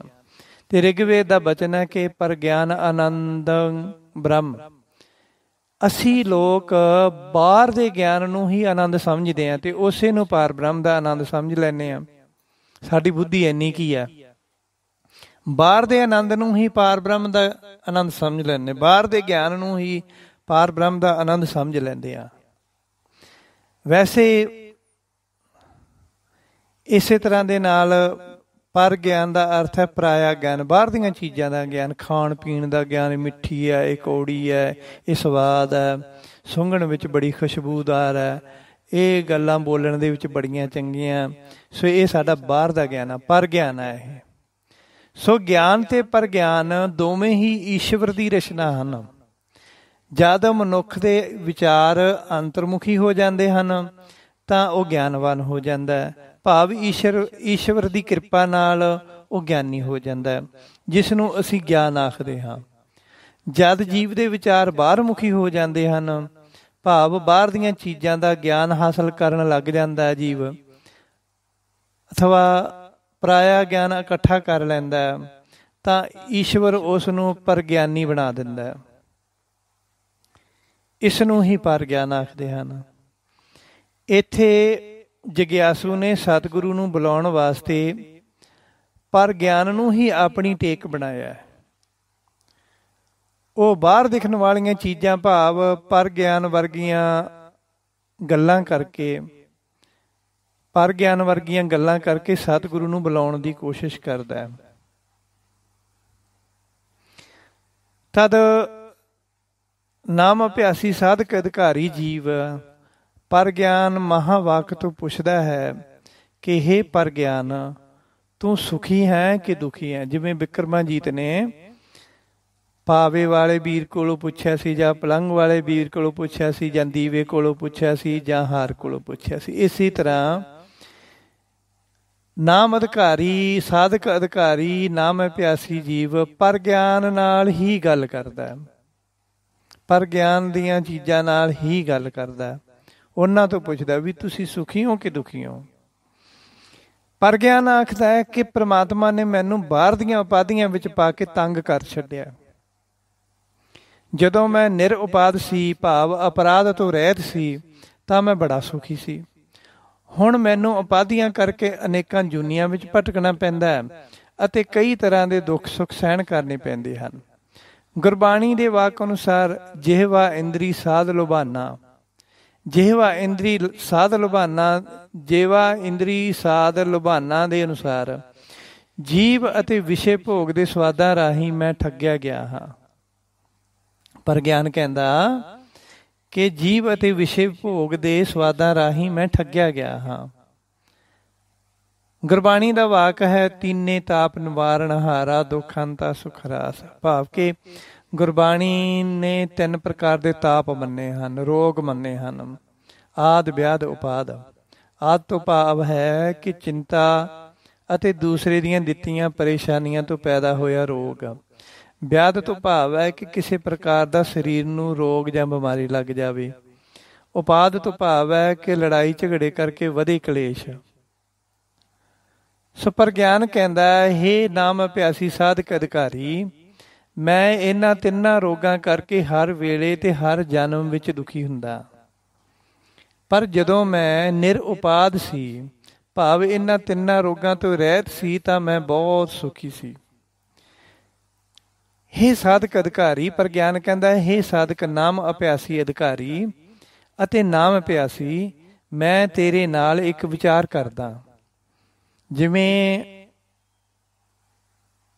ਉਹਨਾਂ ਵੀਰਾਂ ਨੇ ਕਿਹਾ ਸੀ ਵਿਕਰਮਾਜੀਤ ਨੂੰ ਕਿ ਮੈਂ ਤੈਨੂੰ ਇੱਕ ਕਹਾਣੀ ਸੁਣਾਉਣਾ, ਤੂੰ ਮੈਨੂੰ ਉਸ ਦਾ ਜਵਾਬ ਦੇਵੀਂ।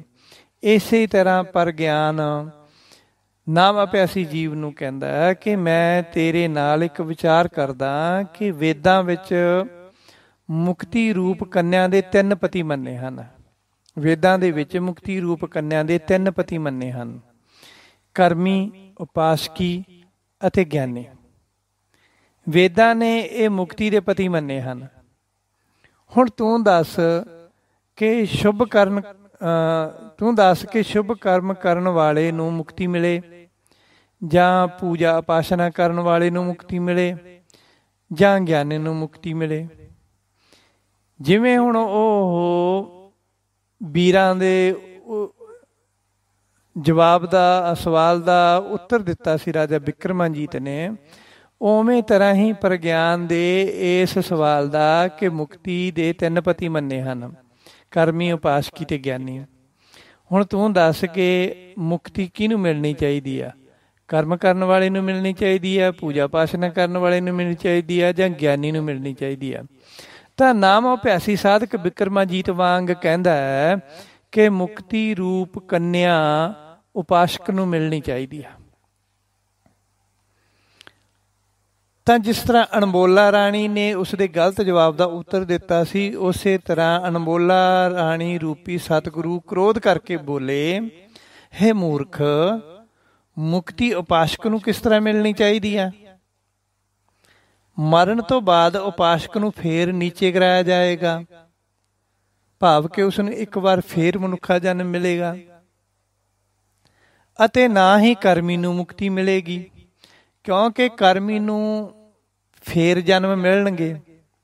ਅਰਥਾਤ ਉਹ ਆਸਾ ਮਨਸਾ ਦਾ ਬੰਨਿਆ ਹੋਇਆ ਕਰਮ ਕਰਦਾ ਹੈ। ਹੁਣ ਜਿਵੇਂ ਅਸੀਂ ਸਾਰੇ ਜੀਵ ਇੱਦਾਂ ਹੀ ਆ ਨਾ, ਜਿੰਨੇ ਵੀ ਕਰਮ ਕਰਦੇ ਆ ਸਾਰੇ ਆਸਾ ਮਨਸਾ ਦੇ ਵਿੱਚ ਬੱਝੇ ਹੋਏ ਕਰਦੇ ਆ। ਕੋਈ ਆਪਣੇ ਬੱਚਿਆਂ ਵਾਸਤੇ ਕਰਮ ਕਰਦਾ ਹੈ, ਕੋਈ ਪਰਿਵਾਰ ਵਾਸਤੇ, ਕੋਈ ਧਨ ਦੌਲਤ ਵਾਸਤੇ ਕਰਮ ਕਰਦਾ, ਕੋਈ ਪ੍ਰਾਪਰਟੀ ਇਕੱਠੀ ਕਰਨ ਵਾਸਤੇ ਕਰਮ ਕਰਦਾ, ਪੁੰਨ ਦਾਨ ਕਰਦਾ, ਕੋਈ ਆਪਣੀ ਮਨਸਾ ਨੂੰ ਰੱਖ ਕੇ ਕਰਦਾ, ਮੇਰਾ ਉਹ ਹੋ ਜੇ, ਮੈਂ ਆਹ ਕਰ ਦਿੱਤਾ ਤਾਂ ਮੇਰਾ ਇਹ ਹੋ ਜੇ, ਮੈਂ ਆਹ ਦਾਨ ਕੀਤਾ ਪਰਮਾਤਮਾ ਤੂੰ ਮੇਰਾ ਆਹ ਕੰਮ ਕਰ ਦੇ। ਇਹ ਕਰਮ ਜਿਹੜੇ ਕਰਦੇ ਅਸੀਂ ਆਸਾ ਮਨਸਾ ਦੇ ਵਿੱਚ ਬੱਝੇ ਹੋਏ ਕਰਦੇ ਹਾਂ, ਤੇ ਇਸ ਕਰਕੇ ਕਰਮੀ ਬੰਦੇ ਨੂੰ ਮੁਕਤੀ ਨਹੀਂ ਮਿਲਦੀ। ਉਹ ਆਸਾ ਮਨਸਾ ਵਿੱਚ ਬੰਨਿਆ ਹੋਇਆ ਹੁੰਦਾ, ਆਸਾ ਮਨਸਾ ਦੇ ਵਿੱਚ ਬੱਝਿਆ ਹੋਇਆ ਕਰਮ ਕਰਦਾ, ਇਸ ਕਰਕੇ ਉਸਨੂੰ ਫਿਰ ਦੁਬਾਰਾ ਮਨੁੱਖਾ ਜਨਮ ਹੀ ਮਿਲਦਾ, ਹੋਰ ਚੰਗੇ ਕਰਮ ਕਰਨ ਵਾਸਤੇ ਜਾਂ ਨਾਮ ਅਭਿਆਸ ਕਰਨ ਵਾਸਤੇ।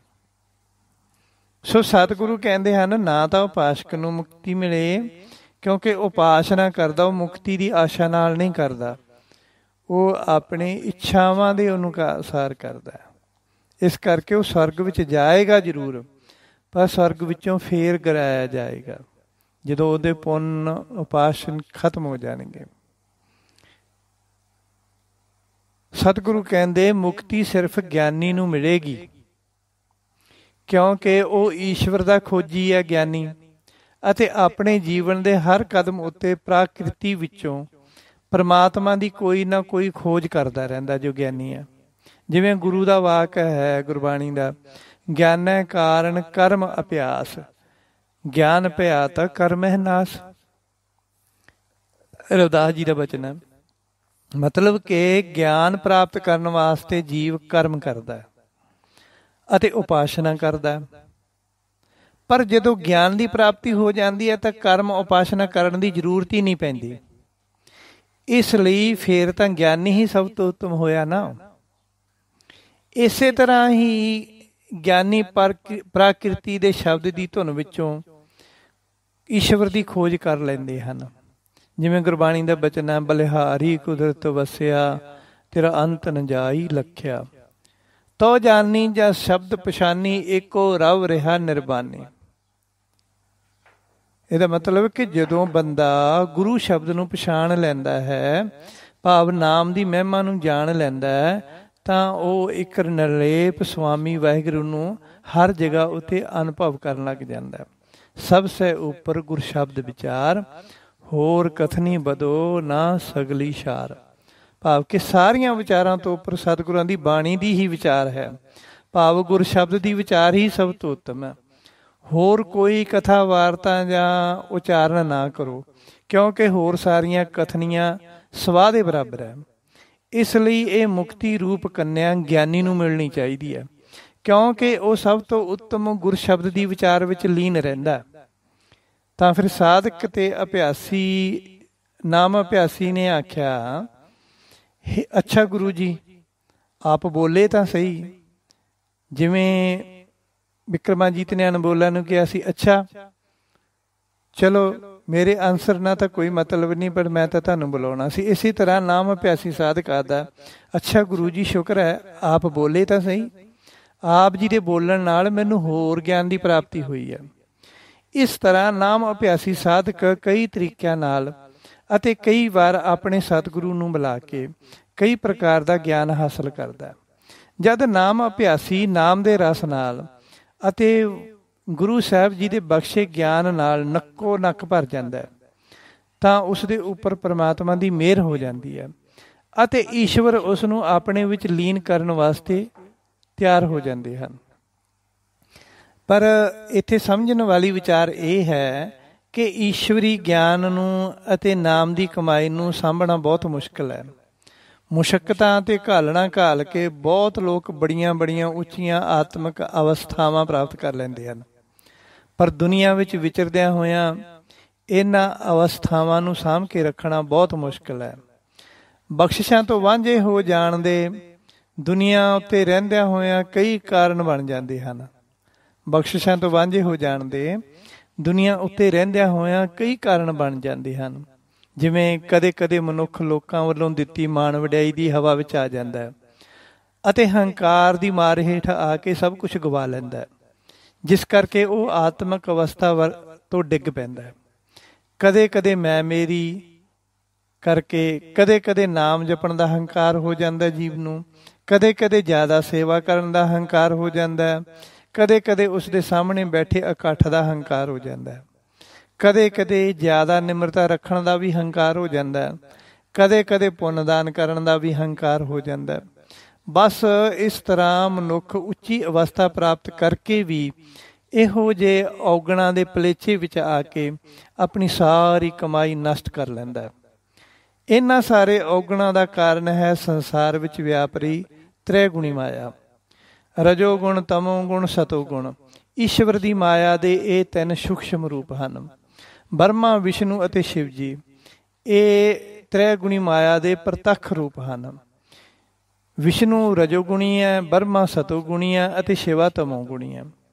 ਪ੍ਰਭੂ ਦੀ ਮਾਇਆ ਦੇ ਇਹ ਤਿੰਨ ਗੁਣ ਪ੍ਰਭੂ ਵਿੱਚੋਂ ਹੀ ਨਿਕਲੇ ਹਨ। ਗੁਰਬਾਣੀ ਦਾ ਕਥਨ ਹੈ ਕਿ ਬਰਮਾ ਵਿਸ਼ਨ ਮਹੇਸ਼ ਇੱਕ ਮੂਰਤ, ਆਪੇ ਕਰਤਾਕਾਰੀ, ਤ੍ਰੈ ਗੁਣ ਮੇਟੇ, ਚੌਥੇ ਪਦ ਵਰਤੈ, ਇਹ ਹਾ ਭਗਤ ਨਰਾਰੀ। ਇਸ ਦਾ ਅਰਥ ਹੈ ਇਹਨਾਂ ਪੰਕਤੀਆਂ ਦਾ ਕਿ ਬਰਮਾ, ਵਿਸ਼ਨੂੰ ਅਤੇ ਸ਼ਿਵ ਜੀ ਭਾਵੇਂ ਪਾਰ ਬ੍ਰਹਮ ਦੀ ਹੀ ਇੱਕ ਮੂਰਤ ਹਨ, ਪਰ ਇਹਨਾਂ ਤਿੰਨਾਂ ਰੂਪਾਂ ਦਾ ਕਰਤਾ ਆਪ ਹੀ ਵਾਹਿਗੁਰੂ ਹੈ ਅਤੇ ਸਾਰੇ ਕੰਮ ਖੁਦ ਹੀ ਕਰਦਾ ਹੈ। ਪਰ ਮਨੁੱਖ ਵਾਸਤੇ ਇਹਨਾਂ ਤਿੰਨਾਂ ਅਵਸਥਾਵਾਂ ਨੂੰ ਤਿਆਗ ਕੇ ਚੌਥੀ ਅਵਸਥਾ ਵਿੱਚ ਵਸਣਾ ਹੀ ਉਚਿਤ ਹੈ। ਚੌਥੀ ਅਵਸਥਾ ਉਨਮਨੀ ਅਵਸਥਾ ਹੈ। ਪਰ ਕਈ ਵਾਰ ਮਨੁੱਖ ਨੂੰ ਪਤਾ ਹੀ ਨਹੀਂ ਲੱਗਦਾ ਕਿ ਈਸ਼ਵਰ ਦੀ ਮਾਇਆ ਦੇ ਕਿਹੜੇ ਰੂਪ ਨੇ ਆ ਕੇ ਮਨੁੱਖ ਨੂੰ ਘੇਰ ਲਿਆ। ਇਸ ਲਈ ਬਿਕਰਮਾਜੀਤ ਰੂਪੀ ਨਾਮ ਅਭਿਆਸੀ ਸਾਧਕ ਜਦੋਂ ਸਾਰੇ ਨਿਯਮ ਪੂਰੇ ਕਰ ਲੈਂਦਾ ਤਾਂ ਈਸ਼ਵਰ ਉਸ ਨੂੰ ਆਪਣੇ ਵਿੱਚ ਲੀਨ ਕਰਨ ਤੋਂ ਪਹਿਲਾਂ ਇਸ ਤ੍ਰੈ ਗੁਣੀ ਮਾਇਆ ਰਾਹੀਂ ਉਸ ਦੀ ਪ੍ਰੀਖਿਆ ਕਰਦਾ ਹੈ ਕਿ ਕਿਤੇ ਇਹ ਜਗਤ ਵਿੱਚ ਵਿਚਰਦਿਆਂ ਹੋਇਆਂ ਤ੍ਰੈ ਗੁਣੀ ਮਾਇਆ ਨਾਲ ਮੋਹਿਆ ਤਾਂ ਨਹੀਂ ਜਾਏਗਾ। ਇਹ ਜਗਤ ਦੀ ਤ੍ਰੈ ਗੁਣੀ ਮਾਇਆ ਹੈ, ਇਹ ਜਗਤ ਹੀ ਤ੍ਰੈ ਗੁਣੀ ਮਾਇਆ ਅਤੇ ਜਗਤ ਵਿੱਚ ਰਹਿ ਕੇ ਵੱਡੇ ਵੱਡੇ ਗਿਆਨੀ, ਬ੍ਰਹਮ ਗਿਆਨੀ, ਧਰਮਾਤਮਾ, ਰਿਸ਼ੀ ਮੁਨੀ, ਅਵਤਾਰ ਸਾਰੇ ਹੀ ਕਿਤੇ ਨਾ ਕਿਤੇ ਆ ਕੇ ਆਪਣੀ ਅਵਸਥਾ ਨੂੰ ਅਗਵਾ ਬੈਠੇ ਹਨ। ਜਿਸ ਤਰ੍ਹਾਂ ਪਲੰਘ ਕੋਲ ਬੈਠੀ ਅਣਬੋਲਾ ਰਾਣੀ ਤੋਂ ਬਾਅਦ ਪਲੰਘ ਉੱਤੇ ਪਈ ਅਣਬੋਲਾ ਰਾਣੀ ਨੇ ਆਪਣੇ ਵੱਲੋਂ ਇੱਕ ਸ਼ਰਤ ਰੱਖੀ ਸੀ ਕਿ ਉਸ ਕੋਲ ਇੱਕ ਭੇਡ ਹੈ ਅਤੇ ਉਸ ਦੇ 3 ਥਣ ਹਨ ਜੋ ਉਸ ਦੇ ਸਰੀਰ ਦੇ ਭਿੰਨ ਭਿੰਨ ਥਾਵਾਂ ਉੱਤੇ ਲੱਗੇ ਹਨ। ਉਹਨਾਂ 3 ਥਣਾਂ ਵਿੱਚੋਂ ਇੱਕੋ ਸਮੇਂ ਦੁੱਧ ਕੱਢਣਾ ਅਤੇ ਇੱਕੋ ਹੀ ਭਾਂਡੇ ਵਿੱਚ ਪਾਉਣਾ। ਜੇ ਉਹ ਇਹ ਸ਼ਰਤ ਪੂਰੀ ਕਰ ਦੇਵੇਗਾ ਤਾਂ ਉਹ ਮੈਨੂੰ ਵਰ ਲਵੇਗਾ। ਇਸੇ ਤਰ੍ਹਾਂ ਹੀ ਈਸ਼ਵਰ ਨੇ ਆਪਣੇ ਨਾਮ ਅਭਿਆਸੀ ਸਾਧਕ ਨੂੰ ਆਖਿਆ ਕਿ ਉਹ ਮੇਰੇ ਵਿੱਚ ਤਦ ਹੀ ਲੀਨ ਹੋ ਸਕਦਾ, ਭਾਵ ਮੈਨੂੰ ਤਾਂ ਹੀ ਪ੍ਰਾਪਤ ਕਰ ਸਕਦਾ ਜੇ ਉਹ ਮੇਰੀ ਤ੍ਰੈ ਗੁਣੀ ਮਾਇਆ ਨੂੰ ਜਿੱਤ ਲਵੇਗਾ। ਮੇਰੀ ਮਾਇਆ ਦੇ 3 ਗੁਣ ਹਨ ਅਤੇ ਤਿੰਨੇ ਗੁਣ ਇੱਕ ਦੂਜੇ ਦੇ ਵਿਰੋਧੀ ਹਨ। ਮੇਰੀ ਮਾਇਆ ਵਿੱਚ ਇਹ 3 ਗੁਣ ਹਨ। ਪਹਿਲਾ ਗੁਣ ਸਤੋ ਗੁਣ, ਭਾਵ ਸਤਵ ਗੁਣ ਅਥਵਾ ਸਤ ਪ੍ਰਤਿਗਿਆ ਦਾ ਗੁਣ, ਜਿਸ ਦਾ ਕੰਮ ਹੈ ਸ਼ਾਂਤ ਰਹਿਣਾ, ਦਇਆ ਕਰਨੀ, ਦਾਨ ਦੇਣਾ, ਖਿਮਾ ਕਰਨਾ ਅਤੇ ਪ੍ਰਸੰਨ ਚਿੱਤ ਰਹਿਣਾ।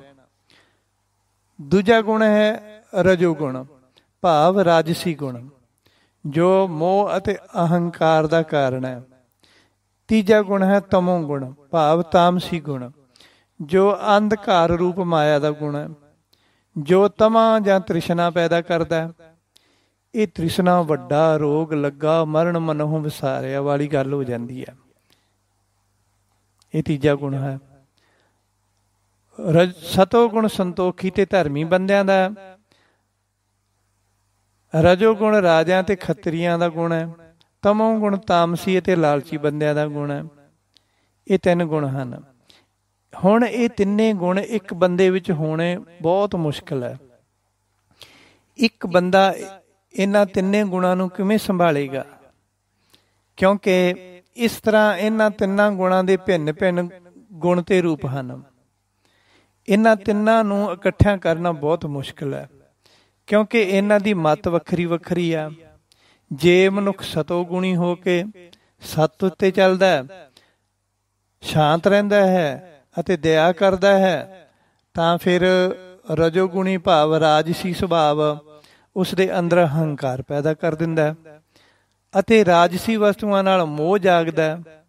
ਜਦ ਇਸ ਤਰ੍ਹਾਂ ਹੋ ਜਾਂਦਾ ਤਾਂ ਫਿਰ ਤਮੋ ਗੁਣ ਭਾਵ ਤਾਮਸੀ ਗੁਣ ਮਨੁੱਖ ਦੇ ਅੰਦਰ ਤਮਾ ਤੇ ਲਾਲਸਾ ਪੈਦਾ ਕਰਦਾ ਕਿ ਉਸ ਦਾ ਰਾਜ ਬਹੁਤ ਵੱਡਾ ਹੋਵੇ ਅਤੇ ਦੂਸਰੇ ਰਾਜੇ ਉਸ ਦੇ ਅਧੀਨ ਹੋਣ। ਫਿਰ ਦੂਜੇ ਰਾਜਿਆਂ ਨੂੰ ਅਧੀਨ ਕਰਨ ਵਾਸਤੇ ਮਨੁੱਖ ਜੰਗ ਯੁੱਧ ਕਰਦਾ ਅਤੇ ਹਜ਼ਾਰਾਂ ਲੋਕਾਂ ਦੀ ਮੌਤ ਹੋ ਜਾਂਦੀ ਹੈ। ਪ੍ਰਜਾ ਵਿੱਚ ਅੰਧਕਾਰ ਛਾ ਜਾਂਦਾ। ਹਾਰ ਜਾਣ ਕਰਕੇ ਦੂਜੇ ਰਾਜੇ ਉਸ ਉੱਤੇ ਭਾਰੂ ਪੈ ਜਾਂਦੇ ਹਨ। ਉਹ ਦੂਜੇ ਰਾਜੇ ਦੇ ਅਧੀਨ ਹੋ ਜਾਂਦਾ ਅਤੇ ਉਸ ਦੀ ਪ੍ਰਜਾ ਭੁੱਖ ਮਰੀ ਅਤੇ ਜ਼ੁਲਮਾਂ ਨਾਲ ਤਰਾਹ ਤਰਾਹ ਕਰ ਉੱਠਦੀ ਹੈ। ਗੁਰਬਾਣੀ ਦਾ ਵਾਕ ਹੈ, ਰਾਜਗੁਣ ਤਮ ਗੁਣ ਸਤਗੁਣ ਕਹੀ ਹੈ, ਇਹ ਤੇਰੀ ਸਭ ਮਾਇਆ, ਚੌਥੇ ਪਦ ਕੋ ਜੋ ਨਰ ਚੀਨੈ ਤਿਨਹੀ ਪਰਮ ਪਦ ਪਾਇਆ। ਕਬੀਰ ਜੀ ਦਾ ਕਦਾਰਾ ਰਾਗ। ਅਰਥਾਤ ਜਦੋਂ ਰਜੋਗੁਣ ਤਮੋ ਗੁਣ ਤੇ ਸਤੋ ਗੁਣ ਕਹੀਦੇ ਹਨ, ਹੇ ਪ੍ਰਭੂ ਇਹ ਸਭ ਤੇਰੀ ਮਾਇਆ ਹੈ। ਪਰ ਜੋ ਮਨੁੱਖ ਚੌਥੇ ਪਦ ਨੂੰ ਪ੍ਰਾਪਤ ਕਰ ਲੈਂਦਾ, ਭਾਵ ਤੁਰੀਆ ਅਵਸਥਾ ਨੂੰ ਜਾਣ ਲੈਂਦਾ, ਉਹ ਹੀ ਮੁਕਤੀ ਨੂੰ ਪ੍ਰਾਪਤ ਹੁੰਦਾ, ਭਾਵ ਮੁਕਤ ਹੋ ਜਾਂਦਾ। ਸੋ ਗੁਰੂ ਪਿਆਰੀ ਸਤ ਸੰਗਤ ਜੀ, ਜਿਸ ਤਰ੍ਹਾਂ ਅਸੀਂ ਪਹਿਲਾਂ ਜਾਣਿਆ ਕਿ ਮਨੁੱਖ ਨੂੰ ਸਤਸੰਗ ਵਿੱਚੋਂ ਨਾਮ ਦੀ ਦਾਤ ਮਿਲਦੀ ਹੈ ਅਤੇ ਪ੍ਰਮਾਤਮਾ ਦੇ ਮਾਰਗ ਤੇ ਚੱਲਦਾ ਹੈ, ਵਾਹਿਗੁਰੂ ਨੂੰ ਮਿਲਣ ਦੀ ਆਸ ਜਾਗਦੀ ਹੈ ਤਾਂ ਉਹ ਸਿਮਰਨ ਵਿੱਚ ਲੱਗ ਜਾਂਦਾ ਹੈ। ਐਸੇ ਮਨੁੱਖ ਨੂੰ ਜਿਗਿਆਸੂ ਆਖਦੇ ਹਨ, ਜੋ ਮਨੁੱਖ ਈਸ਼ਵਰ ਨੂੰ ਪਾਉਣ ਵਾਸਤੇ ਅੰਦਰ ਦੀ ਯਾਤਰਾ ਸ਼ੁਰੂ ਕਰ ਲੈਂਦਾ ਉਸ ਨੂੰ ਸਾਧੂ ਆਖਦੇ ਹਨ। ਜੋ ਮਨੁੱਖ ਨਾਮ ਅਭਿਆਸ ਵਿੱਚ ਜੁੜਿਆ ਹੋਇਆ ਅਤੇ ਆਪਣੇ ਅੰਤਰ ਆਤਮਾ ਦੀ ਯਾਤਰਾ ਨੂੰ ਪੂਰਿਆਂ ਕਰ ਲੈਂਦਾ, ਭਾਵ ਪ੍ਰਮਾਤਮਾ ਨੂੰ ਪਾ ਲੈਂਦਾ, ਉਸ ਨੂੰ ਅਸੀਂ ਬ੍ਰਹਮ ਗਿਆਨੀ ਆਖਦੇ ਹਾਂ। ਸੋ ਇਸ ਤਰ੍ਹਾਂ ਇਸ ਕਹਾਣੀ ਦਾ ਪਾਤਰ ਜੀਵ ਅਤੇ ਇਸੇ ਵਿਸ਼ੇ ਵਿਚਲਾ ਨਾਮ ਅਭਿਆਸੀ ਸਾਧਕ ਮਨੁੱਖ ਚੱਲਦਾ ਚੱਲਦਾ ਸਾਰੇ ਨਿਯਮਾਂ ਦੀ ਪਾਲਣਾ ਕਰਦਾ ਸਾਰੇ ਨਿਯਮਾਂ ਦੀ ਪਾਲਣਾ ਕਰਦਾ ਤੇ ਚੱਲਦਾ ਚੱਲਦਾ ਆਪਣੀ ਅੰਤਮ ਮੰਜ਼ਿਲ ਉੱਤੇ ਪਹੁੰਚ ਜਾਂਦਾ, ਭਾਵ ਈਸ਼ਵਰ ਦੇ ਐਨ ਨਜ਼ਦੀਕ ਪਹੁੰਚ ਜਾਂਦਾ। ਅਰਥਾਤ ਈਸ਼ਵਰ ਨੂੰ ਪਾਉਣ ਲੱਗਦਾ ਹੈ ਤਾਂ ਪਾਰ ਬ੍ਰਹਮ ਪਰਮੇਸ਼ਰ ਉਸ ਦੀ ਤ੍ਰੈ ਗੁਣੀ ਮਾਇਆ ਰਾਹੀਂ ਪ੍ਰੀਖਿਆ ਲੈਂਦਾ। ਜਿਵੇਂ ਕਿ ਇੱਕ ਕਹਾਵਤ ਹੈ ਕਿ ਸੰਸਾਰ ਇੱਕ ਭੇਡ ਚਾਲ ਹੈ, ਜਿੱਧਰ ਨੂੰ ਇੱਕ ਭੇਡ ਚੱਲਦੀ ਹੈ ਸਾਰੀਆਂ ਭੇਡਾਂ ਉਸ ਦੇ ਪਿੱਛੇ ਹੀ ਚੱਲ ਪੈਂਦੀਆਂ ਹਨ। ਭਾਵ ਕਿ ਇੱਕ ਬੰਦਾ ਜਿਹੜੇ ਪਾਸੇ ਚੱਲਦਾ ਸਾਰੀ ਦੁਨੀਆ ਉਸੇ ਪਾਸੇ ਨੂੰ ਤੁਰ ਪੈਂਦੀ ਹੈ। ਇਸੇ ਕਰਕੇ ਹੀ ਅਨਬੋਲਾ ਰਾਣੀ ਦੀ ਆਖਰੀ ਸ਼ਰਤ ਨੂੰ ਭੇਡ ਆਖਿਆ। ਇਸ ਭੇਡ ਦੇ 3 ਥਣ ਹਨ, ਭਾਵ ਸੰਸਾਰ ਵਿਚਲੇ ਲੋਕਾਂ ਦੀ ਮੱਤ ਸੁਰਤ ਰਜੋ ਸਤੋ ਅਤੇ ਤਮੋ ਗੁਣਾਂ ਵਿੱਚ ਵੰਡੀ ਹੋਈ ਹੈ। ਕੋਈ ਕਿਸੇ ਦੀ ਮੱਤ ਨਾਲ ਸਹਿਮਤ ਨਹੀਂ ਹੈ। ਪਰਮਾਤਮਾ ਵੱਲੋਂ ਜੀਵ ਦੀ ਲਈ ਹੋਈ ਆਖਰੀ ਪ੍ਰੀਖਿਆ ਵਿੱਚੋਂ ਨਾਮ ਅਭਿਆਸੀ ਜੀਵ ਪਾਸ ਹੋ ਜਾਂਦਾ ਹੈ। ਨਾਮ ਅਭਿਆਸੀ ਸਾਧਕ ਸਤਸੰਗ ਵਿੱਚੋਂ ਪ੍ਰਾਪਤ ਕੀਤੇ ਚੰਗੇ ਗੁਣ ਸ਼ਰਧਾ ਤੇ ਨਿਮਰਤਾ ਦੇ ਰਾਹੀਂ ਰਹਿਣੀ ਬਹਿਣੀ ਕਹਿਣੀ ਅਤੇ ਸਹਿਣੀ ਦੁਆਰਾ ਗੁਰਬਾਣੀ ਨੂੰ ਪੜ੍ਹ ਕੇ ਜਾਂ 4 ਵੇਦਾਂ ਨੂੰ ਪੜ੍ਹ ਕੇ ਜੋ ਸਤ ਸੰਤੋਖ ਦਇਆ ਧਰਮ ਵਰਗੇ 4 ਵੀਰ ਯੋਧੇ ਪ੍ਰਾਪਤ ਕੀਤੇ ਹਨ, ਉਹਨਾਂ 4 ਵੀਰਾਂ ਦੀ ਸਹਾਇਤਾ ਨਾਲ ਨਾਮ ਅਭਿਆਸੀ ਜੀਵ ਸੰਸਾਰ ਰੂਪੀ ਭੇਡ ਦੇ ਤ੍ਰੈ ਗੁਣੀ ਮਾਇਆ ਦੇ 3 ਥਣਾਂ ਰੂਪੀ 3 ਗੁਣਾਂ ਨੂੰ ਇੱਕੋ ਵਾਰੀ ਹੀ ਆਪਣੀ ਦੇਹ ਦੇ ਵਿੱਚ ਵਰਤਾਉਂਦਾ ਹੈ। ਭਾਵ ਤ੍ਰੈ ਗੁਣੀ ਮਾਇਆ ਨੂੰ ਆਪਣੇ ਜੀਵਨ ਕਾਲ ਵਿੱਚ ਸਹੀ ਤਰੀਕੇ ਨਾਲ ਵਰਤ ਕੇ ਸੰਸਾਰ ਵਿੱਚ ਵਿਚਰਦਾ ਹੈ ਅਤੇ ਇਸ ਮਾਇਆ ਤੋਂ ਨਿਰਲੇਪ ਰਹਿੰਦਾ ਹੈ। ਜਿਵੇਂ ਗੁਰਬਾਣੀ ਦਾ ਵਾਕ ਹੈ, ਬ੍ਰਹਮ ਗਿਆਨੀ ਸਦਾ ਨਿਰਲੇਪ ਜੈਸੇ ਜਲ ਮਹਿ ਕਮਲ ਅਲੇਪ। ਅਰਥਾਤ ਬ੍ਰਹਮ ਗਿਆਨੀ ਸਦਾ ਹੀ ਜਗਤ ਤੋਂ ਨਿਰਲੇਪ ਰਹਿੰਦਾ ਹੈ, ਭਾਵ ਅਸੰਗ ਰਹਿੰਦਾ ਹੈ। ਇਸ ਤਰ੍ਹਾਂ ਨਿਰਲੇਪ ਰਹਿੰਦਾ ਹੈ ਜਿਸ ਤਰ੍ਹਾਂ ਕਮਲ ਜਲ ਵਿੱਚ ਰਹਿ ਕੇ ਜਲ ਤੋਂ ਨਿਰਲੇਪ ਰਹਿੰਦਾ, ਭਾਵ ਪਾਣੀ ਨਾਲ ਭਿੱਜਦਾ ਨਹੀਂ। ਗੁਰਬਾਣੀ ਦਾ ਇੱਕ ਹੋਰ ਵਾਕ ਹੈ, ਸਤ ਸੰਤੋਖ ਲੈ ਲਰਨੇ ਲਾਗਾ ਤੋਰੇ ਦੋਇ ਦਰਵਾਜਾ, ਸਾਧ ਸੰਗਤ ਅਰ ਗੁਰ ਕੀ ਕਿਰਪਾ ਤੇ ਪਕੜਿਓ ਗੜ ਕੋ ਰਾਜਾ। ਭਗਵਤ ਭੀਰ ਸਖਤ ਸਿਮਰਨ ਕੀ ਕਟੀ ਕਾਲ ਪੈ ਫਾਸੀ, ਦਾਸ ਕਮੀਰ ਚੜਿਓ ਗੜ ਉੱਪਰ ਰਾਜ ਲਿਓ ਬਨਾਸੀ। ਇਹਨਾਂ ਪੰਗਤੀਆਂ ਦਾ ਅਰਥ ਹੈ ਕਿ ਸਤ ਸੰਤੋਖ ਨੂੰ ਨਾਲ ਲੈ ਕੇ ਕਬੀਰ ਜੀ ਕਹਿੰਦੇ, ਜਦੋਂ ਮੈਂ ਵਿਸ਼ੇ ਵਿਕਾਰਾਂ ਅਤੇ ਸੰਸਾਰਕ ਬਿਰਤੀਆਂ ਨਾਲ ਲੜਨ ਲੱਗਾ ਤਾਂ ਮੈਂ ਪਾਪ ਪੁੰਨ ਦੇ ਦੋਵੇਂ ਦਰਵਾਜ਼ੇ ਤੋੜ ਦਿੱਤੇ, ਪਰ ਇਹ ਸਾਰਾ ਕੁਝ ਸਾਧ ਸੰਗਤ ਅਤੇ ਸਤਿਗੁਰਾਂ ਦੀ ਕਿਰਪਾ ਨਾਲ ਹੀ ਹੋਇਆ। ਸੰਗਤ ਅਤੇ ਗੁਰੂ ਦੀ ਕਿਰਪਾ ਨਾਲ ਹੀ ਅਗਿਆਨ ਰੂਪੀ ਕਿਲੇ ਦੇ ਰਾਜੇ ਮਨ ਨੂੰ ਪਕੜ ਸਕਿਆ ਹਾਂ। ਮੇਰੇ ਵਰਗਾ ਕਮਜ਼ੋਰ ਤੇ ਕਾਇਰ ਮਨੁੱਖ ਈਸ਼ਵਰ ਦੇ ਸਿਮਰਨ ਦੀ ਸ਼ਕਤੀ ਨਾਲ ਹੀ ਕਾਲ ਦੀ ਫਾਸ ਨੂੰ ਕੱਟ ਸਕਿਆ। ਕਬੀਰ ਜੀ ਕਹਿੰਦੇ ਹਨ ਕਿ ਮੈਂ ਅਗਿਆਨ ਦੇ ਕਿਲੇ ਉੱਤੇ ਚੜ੍ਹ ਕੇ ਮਨ ਨੂੰ ਦਬਾ ਲਿਆ ਹੈ ਅਤੇ ਅਵਚਲ ਰਾਜ ਦੀ ਪ੍ਰਾਪਤੀ ਕਰ ਲਈ ਹੈ, ਅਰਥਾਤ ਗਿਆਨ ਨੂੰ ਪਾ ਲਿਆ। ਸੰਗਤ ਜੀ, ਜਦੋਂ ਜੀਵ ਇਸ ਅਵਸਥਾ ਵਿੱਚ ਪਹੁੰਚ ਜਾਂਦਾ ਹੈ ਤਾਂ ਸੰਸਾਰ ਦੀ ਮਾਇਆ ਦਾ ਹਰ ਰੂਪ ਐਸੇ ਮਨੁੱਖ ਦੀ ਸੇਵਾ ਵਿੱਚ ਲੱਗ ਜਾਂਦਾ ਹੈ। ਮਾਇਆ ਦਾਸੀ ਭਗਤਾਂ ਕੀ ਕਾਰ ਕਮਾਵੇ, ਚਰਨੀ ਲਾਗੈ ਤਾਂ ਮਹਿਲ ਪਾਵੈ। ਅਰਥਾਤ ਤ੍ਰੈ ਗੁਣੀ ਮਾਇਆ ਦਾਸੀ ਹੋ ਕੇ ਭਗਤਾਂ ਦੀ ਸੇਵਾ ਕਰਦੀ ਹੈ। ਪਰ ਜੇ ਅਸੀਂ ਕਹੀਏ ਕਿ ਸੇਵਾ ਕਿਉਂ ਕਰਦੀ ਹੈ ਤਾਂ ਅੱਗੋਂ ਫਿਰ ਗੁਰੂ ਜੀ ਕਹਿੰਦੇ ਹਨ ਕਿ ਇਹ ਮਾਇਆ ਭਗਤਾਂ ਦੇ ਚਰਨੀ ਲੱਗ ਕੇ ਹੀ ਸਫਲ ਹੁੰਦੀ ਹੈ ਅਤੇ ਆਪਣੀ ਮੰਜ਼ਿਲ ਨੂੰ ਪ੍ਰਾਪਤ ਕਰਦੀ ਹੈ, ਭਾਵ ਈਸ਼ਵਰ ਦੀ ਖੁਸ਼ੀ ਪਾਉਂਦੀ ਹੈ। ਇਸ ਤਰ੍ਹਾਂ ਨਾਮ ਅਭਿਆਸੀ ਜੀਵ ਤੁਰਿਆ ਅਵਸਥਾ ਨੂੰ ਪ੍ਰਾਪਤ ਕਰਕੇ, ਭਾਵ ਚੌਥੇ ਪਦ ਵਿੱਚ ਰਹਿ ਕੇ ਵੀ ਸੰਸਾਰ ਤੋਂ ਨਿਰਲੇਪ ਰਹਿੰਦਾ ਹੈ ਅਤੇ ਆਪਣਾ ਜੀਵਨ ਬਸ਼ਰ ਕਰਦਾ ਹੈ ਅਤੇ ਆਪਣੀ ਸੁਰਤ ਵਾਹਿਗੁਰੂ ਵਿੱਚ ਜੋੜੀ ਰੱਖਦਾ ਹੈ। ਦਿਸੈ ਸਭ ਮਹਿ ਸਭ ਤੇ ਰਹਤੇ, ਪਾਰ ਬ੍ਰਹਮ ਕਾ ਓਏ ਧਿਆਨ ਧਰਤੇ। ਇੱਥੋਂ ਇਹਨਾਂ ਪੰਗਤੀਆਂ ਤੋਂ ਆਪਾਂ ਕਥਾ ਸ਼ੁਰੂ ਕੀਤੀ ਸੀ। ਫਿਰ ਆਹ ਅਵਸਥਾ ਆ ਜਾਂਦੀ ਹੈ ਬੰਦੇ ਦੀ ਜਦੋਂ ਈਸ਼ਵਰ ਦੀ ਪ੍ਰਾਪਤੀ ਕਰ ਲੈਂਦਾ। ਇਸ ਅਵਸਥਾ ਵਿੱਚ ਰਹਿ ਕੇ ਉਹ ਇਸ ਪ੍ਰੀਖਿਆ ਵਿੱਚੋਂ ਸਫਲ ਹੋ ਜਾਂਦਾ ਅਤੇ ਵਾਹਿਗੁਰੂ ਜੀ ਦੀਆਂ ਖੁਸ਼ੀਆਂ ਪ੍ਰਾਪਤ ਕਰਦੇ ਹਨ ਐਸੇ ਨਾਮ ਅਭਿਆਸੀ ਜੀਵ। ਫਿਰ ਪਾਰ ਬ੍ਰਹਮ ਪਰਮੇਸ਼ਰ ਪ੍ਰਸੰਨ ਹੋ ਕੇ ਉਸ ਨਾਮ ਅਭਿਆਸੀ ਜੀਵ ਨੂੰ ਆਪਣੇ ਵਿੱਚ ਸਮਾ ਲੈਂਦਾ। ਭਾਵ ਉਹ ਜੀਵ ਈਸ਼ਵਰ ਵਿੱਚ ਲੀਨ ਹੋ ਜਾਂਦੇ ਹਨ। ਜਿਵੇਂ ਗੁਰੂ ਜੀ ਦਾ ਬਚਨ, ਗੁਰ ਕਿਰਪਾ ਜੇ ਨਰਕੋ ਕੀਨੀ ਤੇ ਇਹ ਜੁਗਤ ਪਛਾਨੀ, ਨਾਨਕ ਲੀਨ ਭਇਓ ਗੋਬਿੰਦ ਸਿਉ ਜਿਉ ਪਾਣੀ ਸੰਗ ਪਾਣੀ। ਜਿਸ ਤਰ੍ਹਾਂ ਰਾਜਾ ਬਿਕਰਮਾਜੀਤ ਸਾਰੀਆਂ ਸ਼ਰਤਾਂ ਪੂਰੀਆਂ ਕਰਕੇ ਅਨਬੋਲਾ ਰਾਣੀ ਨੂੰ ਵਿਆਹ ਕੇ ਆਪਣੇ ਘਰ ਲੈ ਗਿਆ ਸੀ, ਉਸੇ ਤਰ੍ਹਾਂ ਨਾਮ ਅਭਿਆਸੀ ਜੀਵ ਵੀ ਭਗਤੀ ਮਾਰਗ ਦੇ ਨਿਯਮਾਂ ਨੂੰ ਪੂਰੀਆਂ ਕਰਕੇ ਪਾਰ ਬ੍ਰਹਮ ਪਰਮੇਸ਼ਰ ਨੂੰ ਆਪਣੇ ਨਿਜ ਸਰੂਪ ਹਿਰਦੇ ਵਿੱਚ ਲੈ ਆਉਂਦਾ ਅਤੇ ਪਾਰ ਬ੍ਰਹਮ ਈਸ਼ਵਰ ਨਾਲ ਇੱਕਮਿਕ ਹੋ ਜਾਂਦਾ। ਉਸ ਨੂੰ ਆਪਣੇ ਘਰ ਵਸਾ ਲੈਂਦਾ।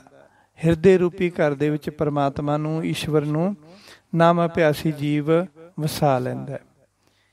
ਇਸੇ ਤਰ੍ਹਾਂ ਜਿਸ ਤਰ੍ਹਾਂ ਬਿਕਰਮਾਜੀਤ ਅਨਬੋਲਾ ਰਾਣੀ ਨੂੰ ਵਿਆਹ ਕੇ ਆਪਣੇ ਘਰ ਲੈ ਗਿਆ, ਆਪਣੇ ਮਹਿਲਾਂ ਵਿੱਚ ਜਾ ਕੇ ਵਸਾ ਲਿਆ, ਇਸੇ ਤਰ੍ਹਾਂ ਨਾਮ ਅਭਿਆਸੀ ਜੀਵ ਆਪਣੇ ਨਿਜ ਸਰੂਪ ਹਿਰਦੇ ਦੇ ਵਿੱਚ, ਹਿਰਦੇ ਰੂਪੀ ਮਹਿਲ ਦੇ ਵਿੱਚ ਈਸ਼ਵਰ ਪਾਰ ਬ੍ਰਹਮ ਨੂੰ ਵਸਾ ਲੈਂਦਾ, ਉਹਦੇ ਨਾਲ ਇੱਕਮਿਕ ਹੋ ਜਾਂਦਾ। ਸੋ ਪਿਆਰੀ ਸਾਧ ਸੰਗਤ ਜੀ, ਇਹ ਅਨਬੋਲਾ ਰਾਣੀ ਦੀ ਕਹਾਣੀ ਦਾ ਸਾਰਾਂਸ਼ ਸੀ, ਭਾਵ ਅੰਤਰੀ ਭਾਵ ਸੀ ਜੋ ਅਸੀਂ ਸਰਵਣ ਕੀਤਾ। ਉਮੀਦ ਹੈ ਕਿ ਸਾਰਿਆਂ ਨੂੰ ਪਸੰਦ ਆਊਗਾ। ਵਾਹਿਗੁਰੂ ਜੀ ਕਾ ਖਾਲਸਾ, ਵਾਹਿਗੁਰੂ ਜੀ ਕੀ ਫਤਿਹ।